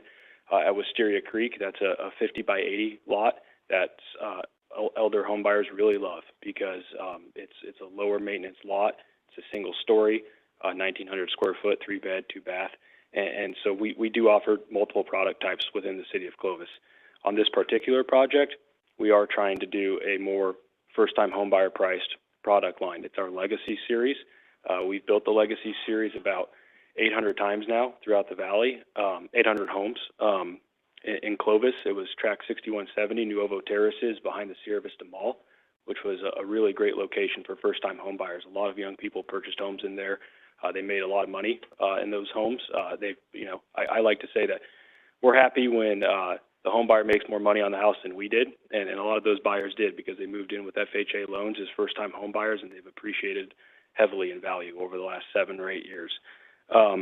These communities are really amenitized. We study closely the multifamily projects in the area, such as the Row down the street on Shepherd, and we try and match that because that's the type of amenities that our home buyers here expect. And so when you see a Legacy community of ours, it has a big sense of arrival with a gate for security for single nurses and teachers that live in the community. It has the amenity center with a workout facility, stuff that first-time home buyer really likes. So if you could turn to the next slide, please. Next one, actually. Thank you. When you look at the aerial of this property, it might look like a leapfrog development, but when you take into account the greater annexation that we're part of for this project, we're going in with some other projects that are actually on the agenda tonight that are all occurring concurrently. So it's not a leapfrog development, and by this development really represents the next stepping stone within Heritage Grove. It's a logical next site to be developed, and we'll be bringing a lot of critical infrastructure to the area. Traffic circulation by way of Clovis Avenue, Minnewawa, Perrin, along with sewer and water infrastructure that the area needs. So by developing this site, it will allow for further development into Heritage Grove, which is the next growth pattern within Clovis. Next slide, please. Some of the highlights of this project, it's HOA maintained. And what we found with these Legacy Series communities that are HOA maintained is that the HOA really becomes the watchdog for the community, and it takes a little bit of strain off of municipal services, because what home buyers realize is that if there's a parking issue or if there's a homeowner that's not maintaining their yard, instead of calling Clovis PD or instead of calling city staff, they're taking it up with the management company of the HOA. They're addressing it at the neighborhood monthly HOA meeting. So the HOA really maintains some of that in the community. They also help to maintain the value of the community into perpetuity. And our sense of arrival with the gates, the amenity center, that's a part of the 22,000 square feet of open space we're offering here that will have amenities on top of it. So as you go to the next slide, I can get into some of those amenities. When you look at the layout of this project, per staff, we could have gone up to 233 units for this site. But, we don't land plan through a spreadsheet. We're not trying to shove as many units into this project as possible. We came up with something that we thought would fit the lifestyle of these buyers. We wanted to offer the 22,000 square feet of amenity space with the pickleball court, with the pool and the rec center, the gates. And so, we could have gone with more density, but we wanted something that was appropriate for the area and what we felt would meet the market based on our experience building nearly 1,000 of these homes throughout the valley. Next slide, please. We're at an era here with unprecedented affordability issues. There's a huge housing shortage in this community. And what's really exciting when you look at what the potential payments for these homeowners would be on this project, they're very comparable to what you see with the high-end luxury multifamily projects in the area, especially when you factor in the mortgage interest rate deduction that you get as a home buyer. So we're offering something that a person living in one of those apartments can get out of the apartment and become that first-time home buyer within Clovis and become a homeowner within Clovis. We do anticipate ourselves to be below the median home value in Clovis, which is now north of $500,000. So we're pricing this with that first-time home buyer in mind, and it's a proven first-time home buyer product, and we feel that the payments on it, based on today's interest rates, will match what people are paying in rent in the area. Next slide, please. This is, and Merce had already shown this a little bit, but this was a amenity center of ours built in Fresno. The footprint would remain the same. We'll probably enhance the elevation a bit for this project, but you get the large pool deck. The pool, people love that in the summertime. There's always a gym inside.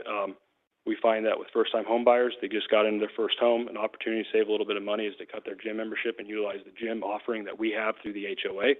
If you go to the next slide, you'll see a different vantage point from this amenity center.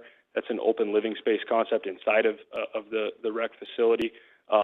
There's a lot of 4th of July parties that you see happening in there, a lot of back-to-school parties.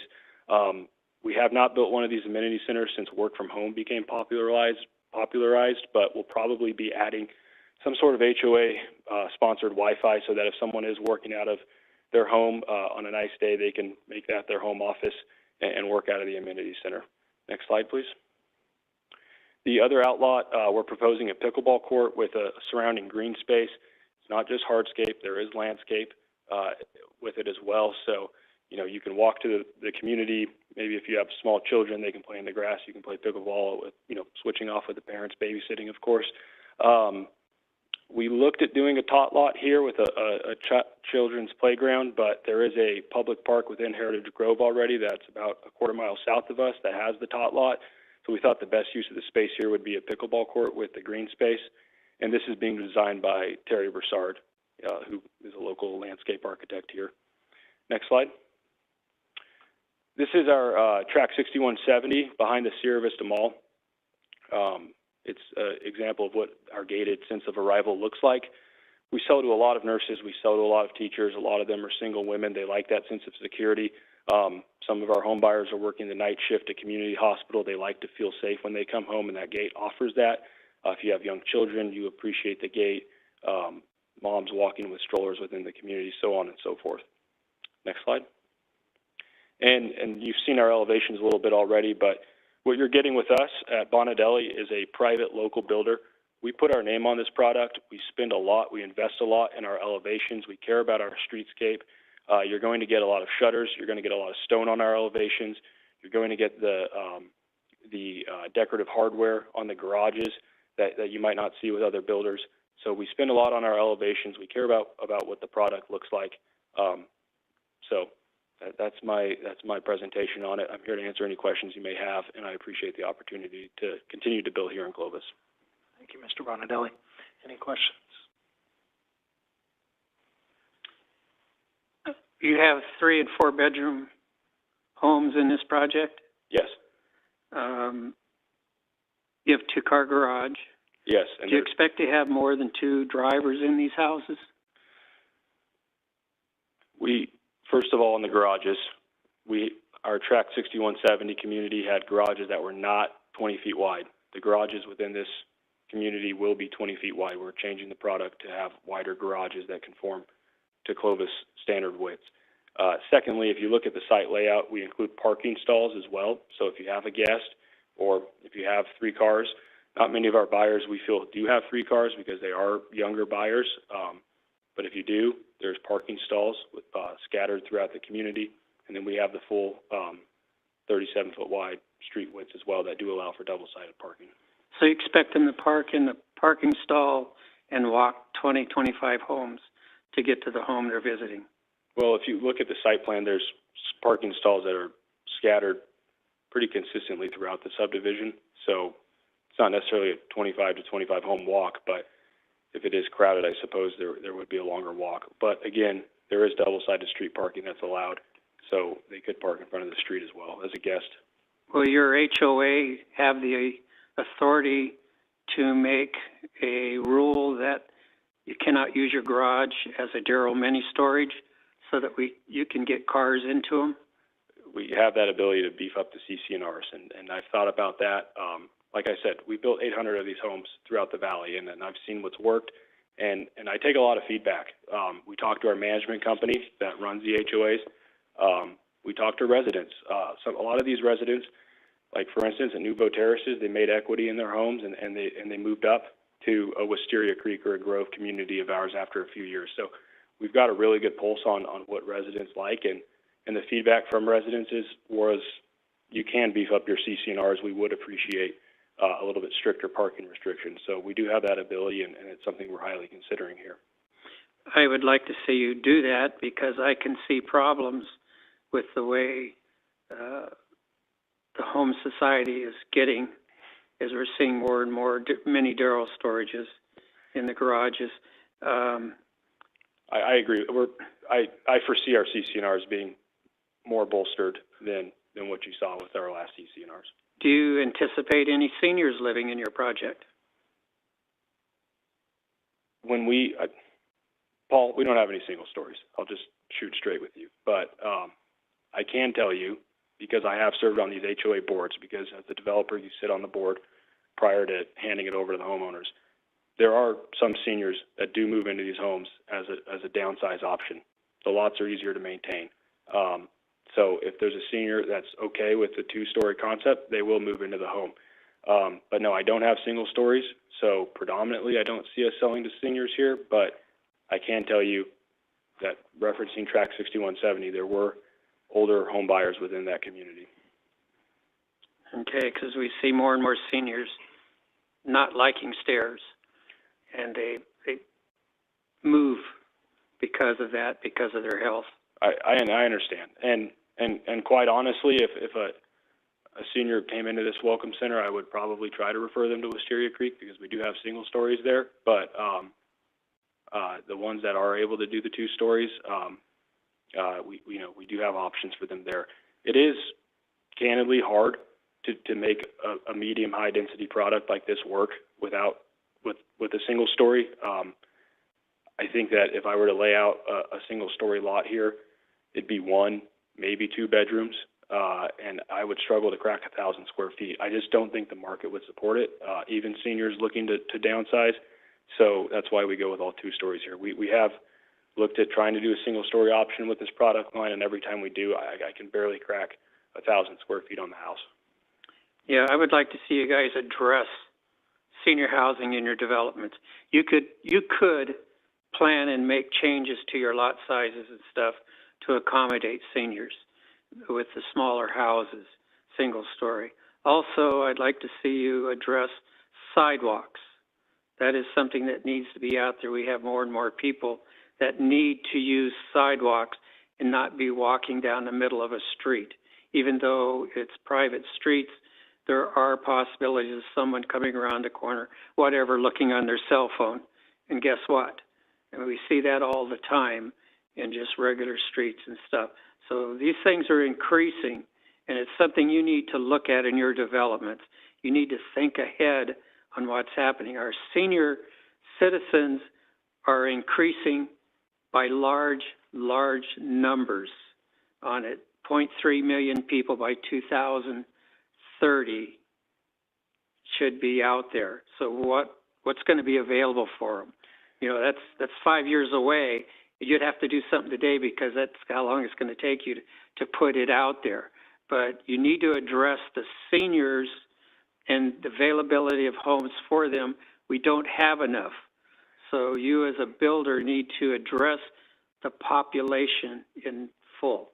I hear you loud and clear, and I want to build as many homes as possible. Trust me. You know, it is a balancing act because you do have seniors in the boomer generation that are getting older and needing to downsize. But on the other side of the coin, Paul, you have millennials. That's a huge cohort of the population, and they're still trying to get into their first home. And you know, our home buyers, they come in and they sign their loan docs in our corporate office on Hernan and Fruit. And so I get a firsthand look at when home buyers come in to sign their closing statement. And that first-time home buyer is elated when they get to buy a home from us because, you know, they finally get to realize their portion of the American dream. And that's something that we're proud of. You know, our core, we've always been a first-time home buyer builder for the last 8 decades now. I feel like we've built a lot of housing in Clovis that that relates or appeals to seniors. And some of the projects I've talked about earlier, we have a lot of single-story offerings right now in Loma Vista that not a lot of other builders are even offering single stories at all anymore, and we still are. But on this project, no, I don't have 2 stories. I would like to address senior housing more if I could, and on the next project, I'm going to try to. You know, we could have gone with a higher density up to 230 units here. We put forth a land plan that we thought was the appropriate use for this project in this community, and we didn't want to go even more intense with it. But I hear what you're saying, Paul. Yeah, how many more homes would you sell if they were available to seniors in your development? Yeah, well, you're probably right, and if it's tough sometimes to appeal to all demographics on a community where you're trying to meet the standards. We're not doing a general plan amendment here. I'm trying to conform to the density within the general plan, and it can candidly be tough to get a single story on those lots. What I'm seeing, I'm in real estate, and what I'm seeing is we have a large number of seniors moving out of LA and the Bay Area to this area because Clovis and part of Fresno is now the medical hub of California. So they can come up here and live cheaper and get very good, if not the best, medical care in California. So we're seeing more senior buyers coming to the area, and that's something you may want to consider. Understood. Thank you. Just out of curiosity, given how many units are here, have you ever found in any of your other developments where your pools or your amenities and your green space isn't enough for the number of units? Yeah, I've got a metric that we've kind of come up with internally on how many lots to build until you trip into another amenity center, so to speak. And I feel like with 162 lots, 2 well-programmed outlots that have amenities on them that people are going to be using on the weekends or in the summertime is adequate. We had a site in Fresno that had it was 2.5 times this size, and we had 2 outlots, and that was a learning lesson for us where we felt we should have had a third, and that's where we kind of developed that metric. With this site, if you look at our site behind the Sierra Vista Mall, that was, I think, 83 lots. It had just the 1 amenity center. This is about twice the size. That's why we added the two amenities, 2 amenity outlots. Okay. Yeah, I was just thinking about families, young kids with the pool. That pool doesn't seem that big for 233. So I just wondered how you kind of. Yeah, well, it's just 162, but the pool is, if you take a look at it out at Sierra Vista Mall, which is probably a similar size, it's a pretty good sized pool. Okay. Yeah. Okay, that was it for now. Thank you. Thank you. Okay, thank you again, Mr. Bonanelli. Thank you. At this time, I'd like to invite anyone in the public who wishes to speak in support of the project up to the podium. Seeing none, I will invite anyone here who would speak in opposition. Again, seeing none. Anything else you'd like to address before? Okay. All right. At this time, I will close the public hearing and invite staff to make any clarifying comments. I do not have any clarifying comments. Thank you, Marissa. And at this time, I will bring it back to the commission for discussion and deliberation. I'll just kind of echo some of the comments we had on the previous project where it's hard looking at this from our perspective with such small lots. I personally am not a fan of no driveways and no sidewalks. The fact that it is a gated community makes it a little more palatable. I do think having the 2 green spaces is good, and the pickleball courts is new. We haven't seen that a lot. So I appreciate that. Again, I struggle with us building so many small lots. I know that is what every developer is doing in this density range. But other than that, I think your project looks good.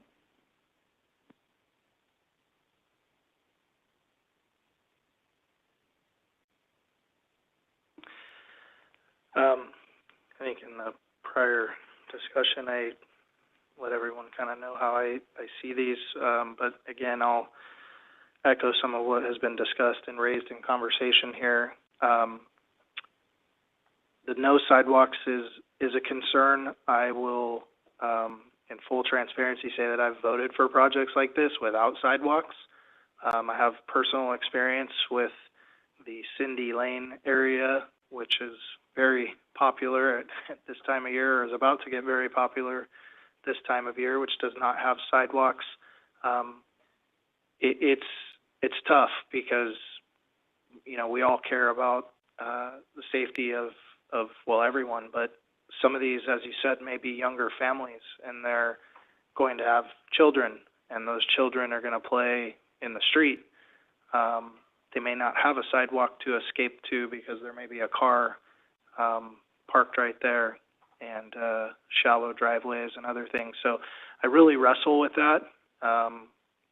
You know, despite approving some infill lots previously for much smaller, excuse me, populations of houses.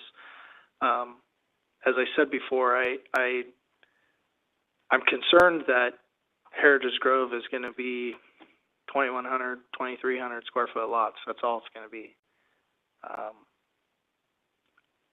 I do understand, as Mr. Bonadelli said, you know, there's other developments that the builder has in the Clovis area, but we're talking about this master planned community, Heritage Grove, and so I'd like to see a better mixture of housing products go in there.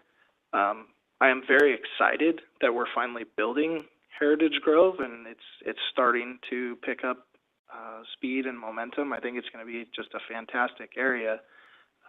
But again, I think that's if we do it right. What does that mean? I think, again, we got to be thoughtful about providing that mix, whether that's for elderly, whether that's for young families, whether that's for those who have done well and are blessed financially that can afford bigger lots and bigger areas. So, yeah, this is a tough one because I think as I sit here, I keep thinking, is this the precedent that is going to be set over and over again? So I'm still processing, but I'll do that and invite anyone here on the commission who wishes to make a motion.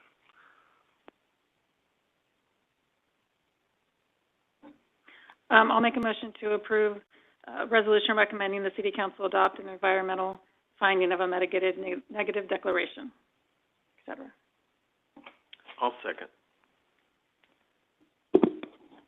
I have a motion by Commissioner Hatcher and a second by Commissioner Hebert to approve a mitigated negative declaration and a mitigation monitoring and reporting program for the subject project. Commissioner Hatcher? Yes. Commissioner Hebert? Yes. Commissioner Hinkle? Yes. Chair Pro Tem Bedstead? Yes. Motion passes 401. I'll make a motion to approve track map 6467 with the revised condition regarding the block wall. I'll second. I have a motion by Commissioner Hatcher and a second by Commissioner Hebert to approve track map 6467 with the modified conditions of approval. Commissioner Hatcher? Yes. Commissioner Hebert? Yes. Commissioner Hinkle? Yes. Chair Pro Tem Bedstead? No. Motion passes 311. And I'll make a motion to approve PDP 2024-003. I'll second that one too. I have a motion by Commissioner Hatcher and a second by Commissioner Hebert to approve PDP 2024-003. Commissioner Hatcher? Commissioner Hebert? Yes. Commissioner Hinkle? Yes. Chair Pro Tem Bedstead? No. Motion passes 311.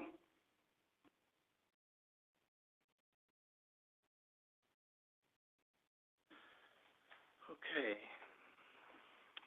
Looks like last item here on our agenda. Thanks again for hanging with us.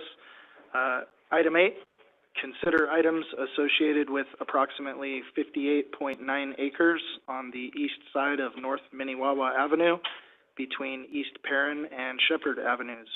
Multiple owners, Lennar Homes applicant, Yamabe and Horn Engineering Incorporated representative.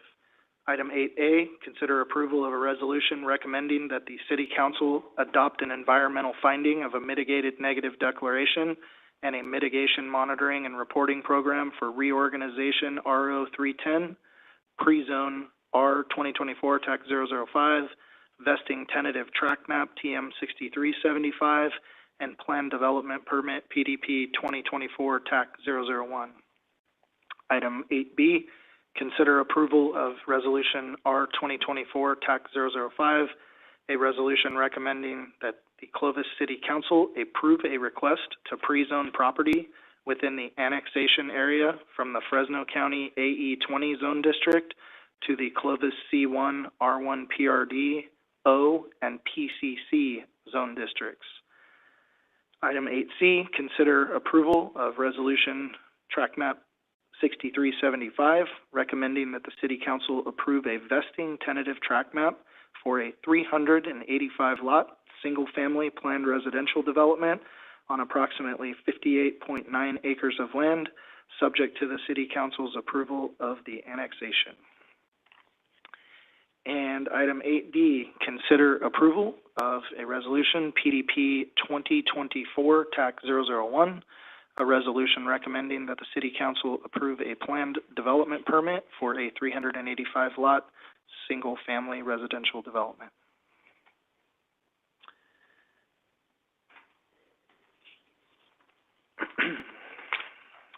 All right, at this time, I will turn it over to Liz, our assistant planner, for a presentation. Thank you. Okay. In summary, the associated applications with this project include the annexation, the pre-zone, the vesting tentative track map, and the planned development permit. And I'll go into detail on each of these throughout the presentation. So for the track map 6375, the project is located east of Minnewawa between Perrin and Shepherd Avenues, outlined here in orange. The project site is 58.9 acres, with 54.6 of that being the development area for the subdivision. Currently, a portion of this track map is already within city boundaries, so that's the area colored in purple. That was recently annexed into the city with the adjacent track map 6343. And then the remaining 40 acres within the project are within the current proposed annexation boundary. So here we have the track map. They're outlined in orange, and then I'm going to be going over some of the details of the annexation boundary on this slide. So the total annexation boundary is approximately 201 acres. It goes east of Minnewawa, south of Beheimer, and north of Shepherd, connecting to current city limits. As you previously heard tonight, track map 6467 is also within that annexation boundary. And then we have track map 6482 that was previously heard tonight, shown there in purple. So city staff did meet with county staff to go ahead and talk about a logical boundary for this annexation area. And county staff described the necessity to annex the full right-of-way of Beheimer. So this annexation area was brought up to Beheimer to create that consistent connection from city boundaries to now where the Enterprise Canal is. As you can see here, these two annexations that you're hearing tonight, they create a county island, and typically the county does not support that. However, in this case, based on the projected annexations of this area, the county was in support of that. And to just give you guys a visual of what that's going to look like, I'm going to provide some of those projected annexation timelines. So this portion is projected to annex in 2025. Sometime we don't have an application for that, but that's what the projection is. And then that area in between is projected to annex sometime between 2026 and 2028. So this is just kind of giving you that visual of what the area is anticipated to come fully in. The project site is surrounded by future single-family residential to the north. We have the future community park to the east. To the southeast, we have single-family residential existing. To the south will be future planned commercial. And then to the west is currently agriculture, but is planned by the general plan for single-family residential. As part of the pre-zone application, the applicant is required to pre-zone the annexation area. For the areas that are in yellow, that is being requested to pre-zone to R1 PRD. And then we have the area in purple, which is being requested as PCC, Planned Commercial Center. The area in red is planned for C1, Neighborhood Commercial, and then the green space is open space, which is that future community park. All of these zone districts are consistent with the general plan land use designations. I'm going to be going into details on the tract map now. So the tract map is requesting 385 lots. This is consistent with the general plan land use designation of medium, and is proposed at 7 dwelling units per acre. The project site will be non-gated. It will have 4 access points. 2 of those are along Mini Wawa, 1 is along Clovis Avenue, and then 1 is going to connect to the southeast corner there to DeWitt, which will connect to tract map 6050 in the southeast. The project does include both public and private streets. In the southern portion of the subdivision, those will all be private streets, and then in the northern portion, and then including DeWitt, those will be the public streets. So I'll get into a little bit detail on the southern portion as we go on. Mini Wawa is designated as a thematic street per the Heritage Design Guidelines. This will include a 18-foot parkway between the right-of-way and the single-family lots, and that will include both sidewalk and then landscaping. We have Clovis Avenue, which is designated as a community boulevard and will require a 20-foot parkway between the private lot and the right-of-way, again providing that landscaped buffer, the sidewalk, and then additional landscaping. The track is proposing 3 product types. The product type that is in the southwest is their core product type. This will be 107 units. These will be 2-story homes with an average lot size of 5,231 square feet and an average home size of approximately 2,300 square feet. These will feature between 4 and 5 bedrooms. And then we have the Treasures product here. There's going to be 90 of these units. These will be 1-story homes. These have the same average lot size as the core product that we just looked at, and this average home size is a little bit smaller at about 1,500 square feet, and they will be offering between 3 and 4 bedrooms. The southern portion of the map is proposing a more compact housing product type. This is the Wild product. It will be 188 of these units.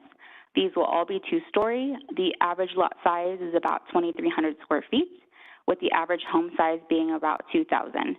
And these ones will offer between 3 and 4 bedrooms. Here are the product elevations. You can see that each of them will have various architectural embellishments. And then you can see the 2-story and then the 1-story in the middle with those Treasure products. So I wanted to provide a little bit more context on the Wild product. Lennar does not currently have this existing within the city of Clovis. One was just recently approved within the Heritage Grove Urban Center, but I wanted to provide a little bit more context on what that'll look like.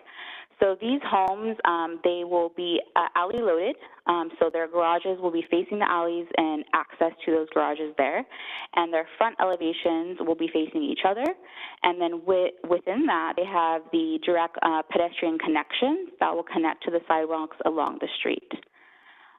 And then here we have a visual of what that's going to look like. You're going to have the homes facing each other, the pedestrian access in the middle, and then lined with landscaping. And then this will all be maintained, the landscaping will all be maintained by the HOA.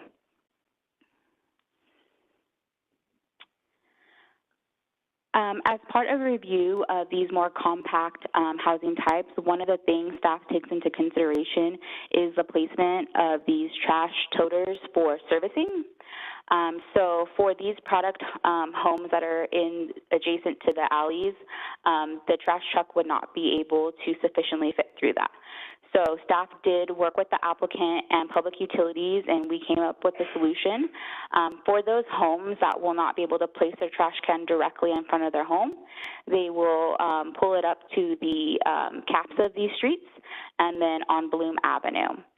And then on Bloom Avenue, that will be a private street, and the reason for that is so that the HOA can maintain no parking on those streets for trash pickup days to ensure that there's sufficient space for the toters to be placed there.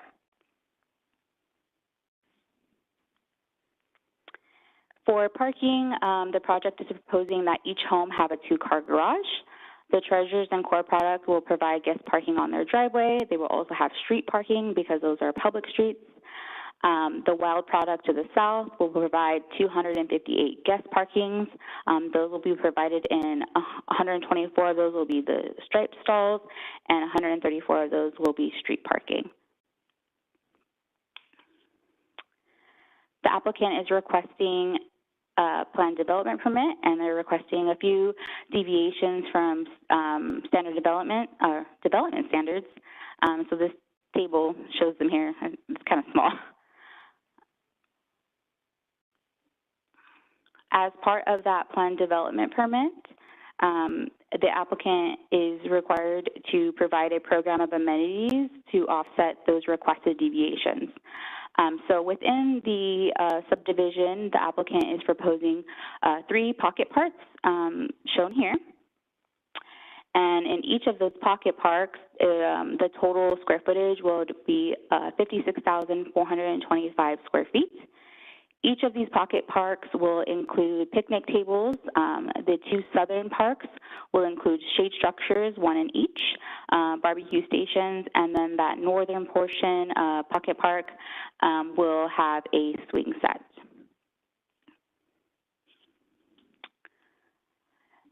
Staff also evaluates how these amenities can provide for a public benefit.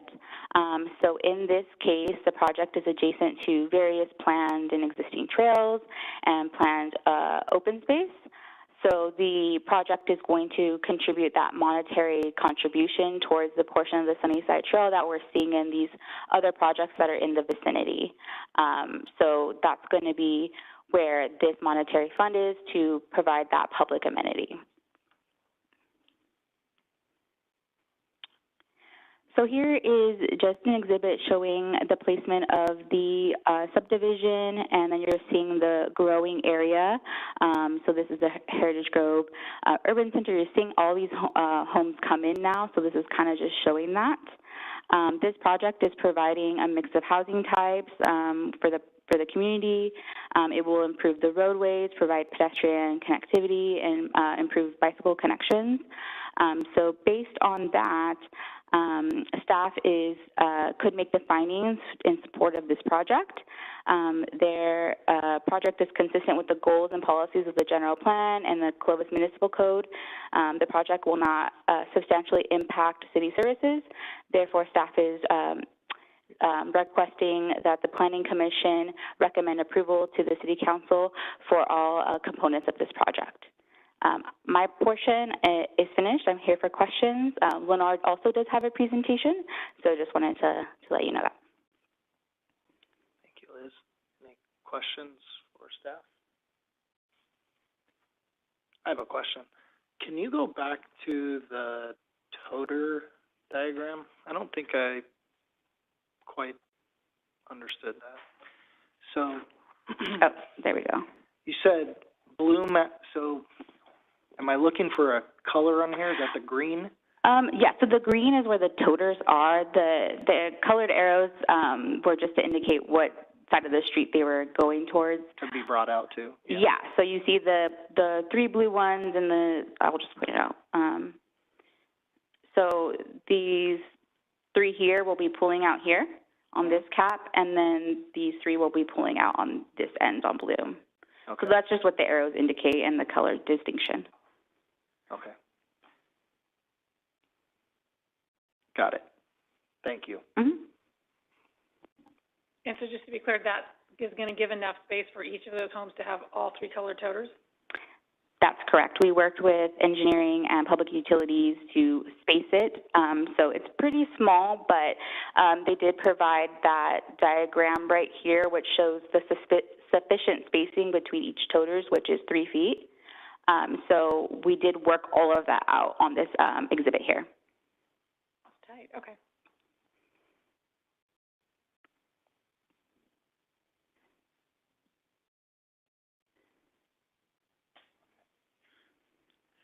Now, these were 32-foot streets?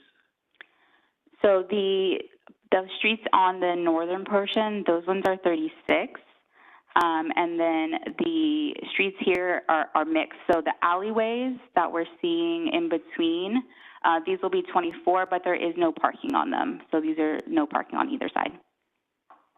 But the other streets are, how wide did you say they were? 36.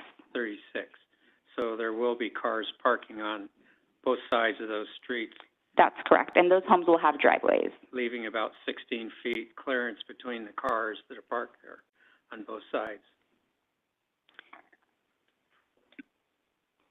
We're assuming cars are about 8 feet wide when they park up against the curb, just to leave about 20.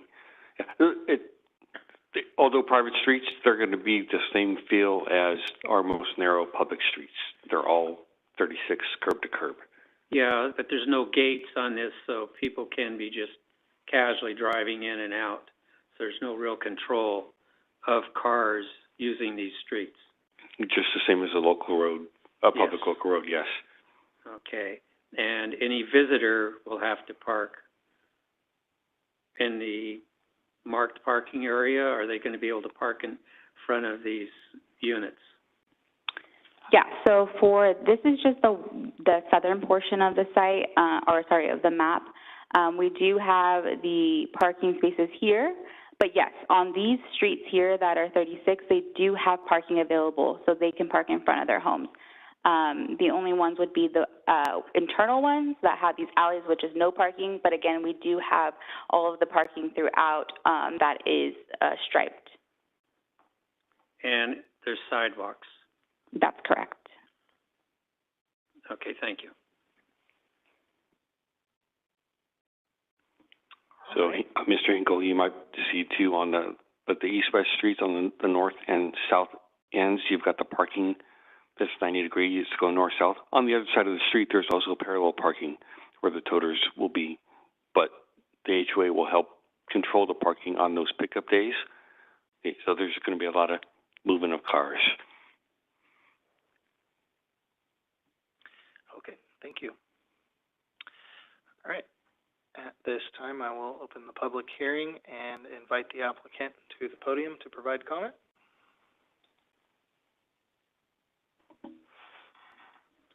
Good evening. Thank you, Commissioners, for hearing us tonight. And it's a busy night and a lot of houses going into Heritage Grove for you guys. My name is Brandon Broussard. I'm with Umabi and Horn Engineering, representative for Lennar. Also representative for the Heritage Grove development that we're master planning for Willow all the way over. We do have a quick slide presentation that we'll go through, and then I'll try to address some of the questions you guys brought up. This is the first one. Okay, thank you. As you can kind of see, Lennar is already built out here with 6200, and that was kind of the flagship for Heritage Grove. The Riccuti family is very involved in what's been going on with this. This is their product, or their property that's being developed. So when it comes to design, the elevations, everything like that, they've always provided input on them. So if you go out to 6200, if you've been out there, it's a little bit different look and feel. We have a wider, buffer for the landscaping, so we can plant bigger trees, so we can kind of have the tree line canopies, and then you can see the wild product that we introduced up there. But there's 6 different products that they built in this area as total, so we're trying to cover the gamut of one end to the other. And that's kind of the intent for Heritage Grove as we move forward, because I know that you guys are bringing that up also as a question. It is kind of blending and mixing in all these products, so you have not just your typical, this is a block, right, and then you have this block. It's kind of blending it all together, so you have kind of the community feel. the interconnectivity with the walking and the trails. We've built a lot of the trails on Sunnyside that go around the PG&E substation. And then the remainder piece of this property is on the east side of Clovis Avenue where the park is. And we plan on doing some commercial, like mixed-use retail, like a coffee shop or something there is what's part of the Heritage Grove plan. So kind of making this kind of the hub and everybody being able to get to it. So with the project that we're doing right now is kind of just a continuation of the concept. We're bringing 3 different products so that you can have the entry level move up. We're talking about like the entry level of the homes are $450,000 up to like $600,000. So the 3 different products. So you can have entry level, single family, 2-story. And then those people that like me, I'm getting ready to, I want to go buy one where I don't got to maintain my yard anymore and I can travel. So go ahead and flip the next one. You can tell a lot of the connectivity in the parks and stuff are all kind of going together. We also have the two accesses out to Clovis Avenue, the gateways that we added so you can walk out that way so you can be able to go to the park when it's built, hopefully soon. Go ahead, next one. So you can kind of see this is the type of landscaping that we're already doing in the Heritage Grove that Lennar has been doing. This is the park that we have over in 6200. You can kind of see the shade structures, the concepts of what we're doing. Again, Terry Broussard is also our landscape architect. No relationship to me, but we are good friends. But you can kind of see what the feel is and kind of the ambiance going on there. Go ahead, next one.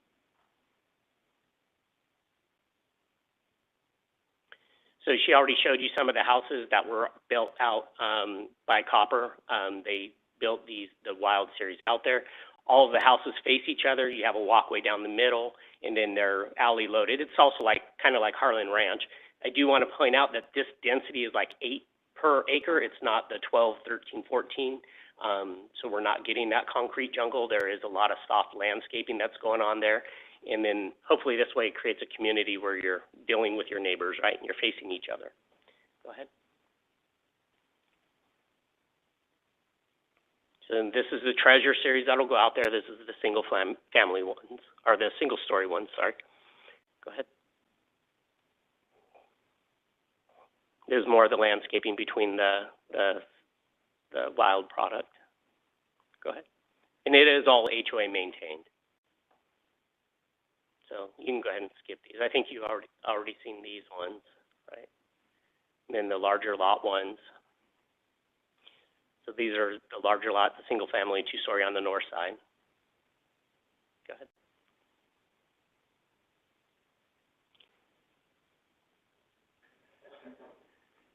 I don't know how to talk to that one. I think that was the end, sorry. I'm done. I'll just leave it right there. You can leave it on the overall for Heritage. Oh, okay. Kind of all right, I'll go back. Makes a good, nice feel. Just so everybody can kind of see what it's doing. And like I said, 6200 was kind of the first step of what we're trying to do in Heritage and get that feel in the different mix. This is kind of continuing on. And then first part of next year, hopefully we'll get the specific plan wrapped up June, I'm hoping. But then we'll be pushing the map that has the school across the street with Clovis Unified. We've been working with them. We're trying to map that. But then that'll kind of continue this theme of the housing and the mix that we're already doing.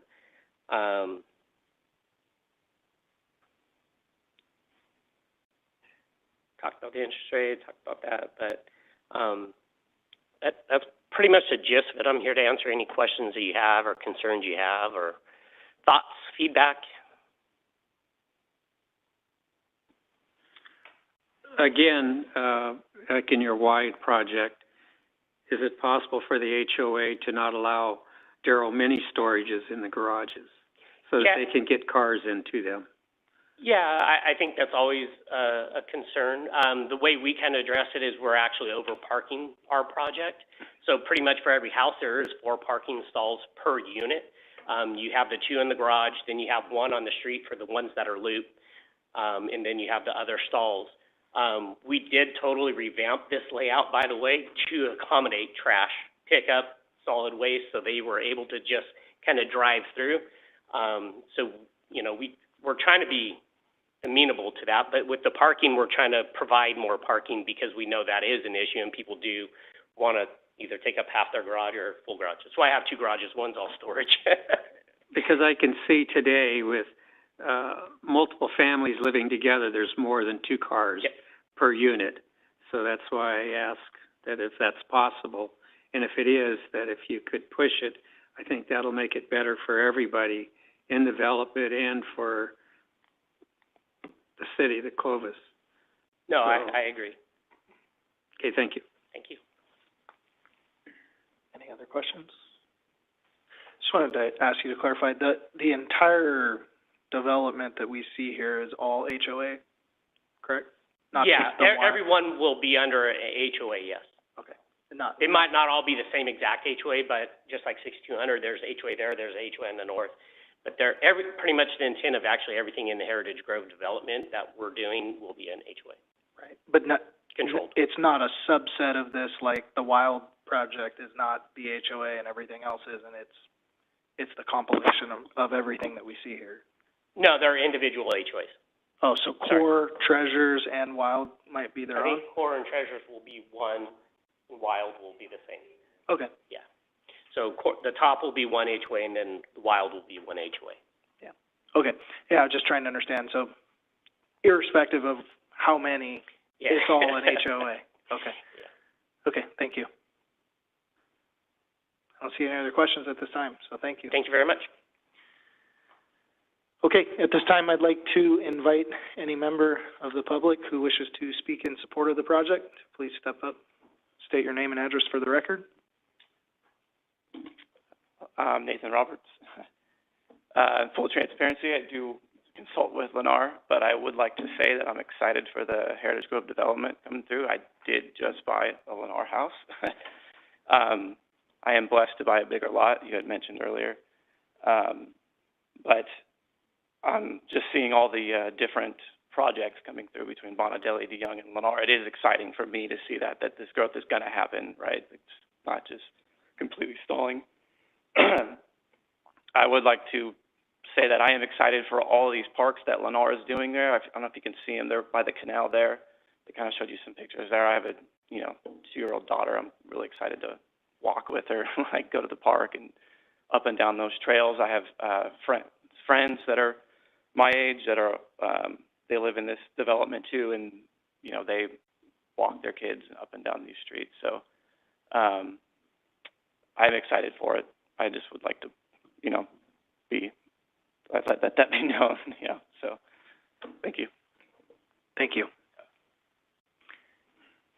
Anyone else who wishes to speak in support? I'll try not to be too long for you. It's a late night. I'm Walter Diamond, work for Lennar Homes. This project we've been working on for a little bit of history for you, about 3 years now. Started in the pandemic and then went through 2022, and then now we're at fruition. We're really excited about it. And what I'm excited about is the mixed use. You have the single story to appeal to either first-time buyers or elderly, of which I'm in that club. And then you have the core product with the 2 stories for some of the homes that are bigger that, families want to take advantage of. And then you have the wild product, which, to clarify for you, Pro Tem, is that HOA will have a DRE component because it has alley-loaded product. The other portions will be an HOA but non-DRE, like the rest of Heritage Grove is, so you can understand the difference between the two. It is easier to have in a DRE situation to be a little bit more aggressive in the rules of the CC&Rs. We want to make sure that it's complacent. We talk to the home buyers that are in the previous projects. We try to acclimate that. And then, of course, eventually, once Lennar is off of that board, then the homeowners take over and they can enact things that are more, important to them at that point. I like the fact that the single stories have close proximity to the future park. They're across the street on Clovis Avenue. I think that's a nice look there. I like the extension of Mini Wawa to almost full width along our project frontage. And the open space, I'm really excited about that too. I think project has a great feel for a nice mixed use, trying to get every buyer, first-time buyer, in the wild, young professional, single professional, nurses, doctors, those types of folks. And then in the single family, like I said earlier, and then in the two-story, the larger families. I'm here if you'd like to ask any questions, but before we go there, I want to congratulate the staff on a great job in working with us and helping us mold the project to where we hope it's, something that the community will really enjoy and it'll be a benefit to the community. I'm here for you if you have any questions. I don't see any. Thank you. Thank you very much. Okay, last call. Any others in support of the project? Okay, seeing none, I will invite anyone who wishes to speak in opposition. And I see none. Anything more from the applicant? Very good.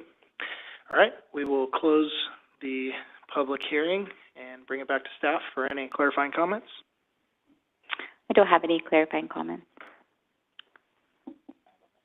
Go ahead. One final question for you, Liz. Between the Wild Project and going up, is that like a block fence where you see the green, I guess that's trees and shrubbery? Is that like a block fence other than the walkways, or is that open space? It would just be the property, so it wouldn't be a walkway in between them, like running east and west. Is that what you're talking about? Let me see if I can go to the... Well, no, I'm assuming that's probably going to be, I'm just imagining what it's going to look like. They're going to have their wooden back fence, or is that going to be a block wall? Let me get... It's going to be fencing, but I'm not sure if it's block wall or just wood fencing. Okay. Yeah. Yeah, that's fine. I just want to know if it was fencing or what it was, but yeah.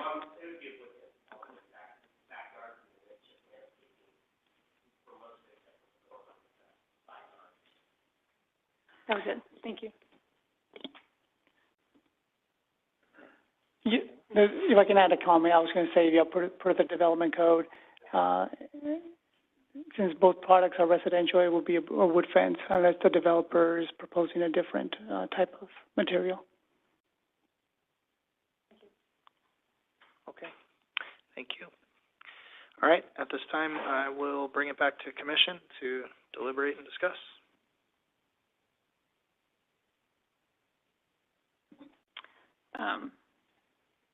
I have the same concerns I've had on the other ones for the smaller projects. For the wild ones, I think the homes not having any front yard at all, just having an entryway, that's hard for me to wrap my head around. I understand some people may like that. It just seems like there's so many in such a small area. Having 3 different products and having some with larger lots, I do appreciate. So in terms of that, I think the trash component I think that's going to be problematic, to be honest. I think you're going to have a lot of issues on that. But that's neither here nor there, I guess. So those are my only comments. Okay. I think similar to Commissioner Hatcher, those of you that have been here all night have heard this over a couple of times already, so I won't necessarily spend time repeating myself, but let me say this. One of the things that I love about the city of Clovis, just like all of us that sit up here, is we love our city, right? We've said yes to spend our nights here and try to contribute to something that's bigger than any one of us, right? That's good for our community. And I think Lennar has been a great developer in the community and has built some fantastic homes. I heard, how excited others are that Heritage is growing. I think it's great. I really do. So I love to see this. The city staff are fantastic. They work hard for you all, and I know you have all appreciated and commend them for that. I do just want to continue to encourage staff and developers to be thoughtful about not, there's nothing wrong with creating density and affordability. There's a stigma around that every time somebody brings that up. It's, well, you're not for affordability. No, it's not the case at all. Absolutely for affordability, and everyone has to start somewhere.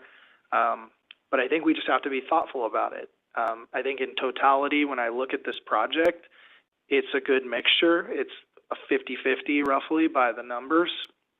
It creates opportunity for lots of different people to purchase your housing product in this particular geographic area and not trying to blend it with other areas. The sidewalks are good. I think we've learned some lessons around that. We may learn a tough one if this goes forward around the toters. Sounds like we're trying something new here. I don't think our city's opposed to trying new things, but you know, we're also trying to not create problems either. I know the staff worked again really hard to try to, none of us have a crystal ball, but we try to be forward looking as much as possible. So when I look at it overall, I think it's a project that I can get behind and support. That said, I'm going to, and I would be remiss to not continue to appeal to the development community that yes, there's a market for some of this density, but just be thoughtful about how we seed it in these areas. Make it flow. Don't make it feel like everybody's kind of hunkered and bunkered in one particular area, you know, so that they can be part of that overall community. So those are my comments, and I'm ready to entertain a motion if someone would like to make one. It's going to be me tonight. I would request approval of a resolution recommending the City Council adopt an environmental finding of a mitigated negative declaration. I'll second.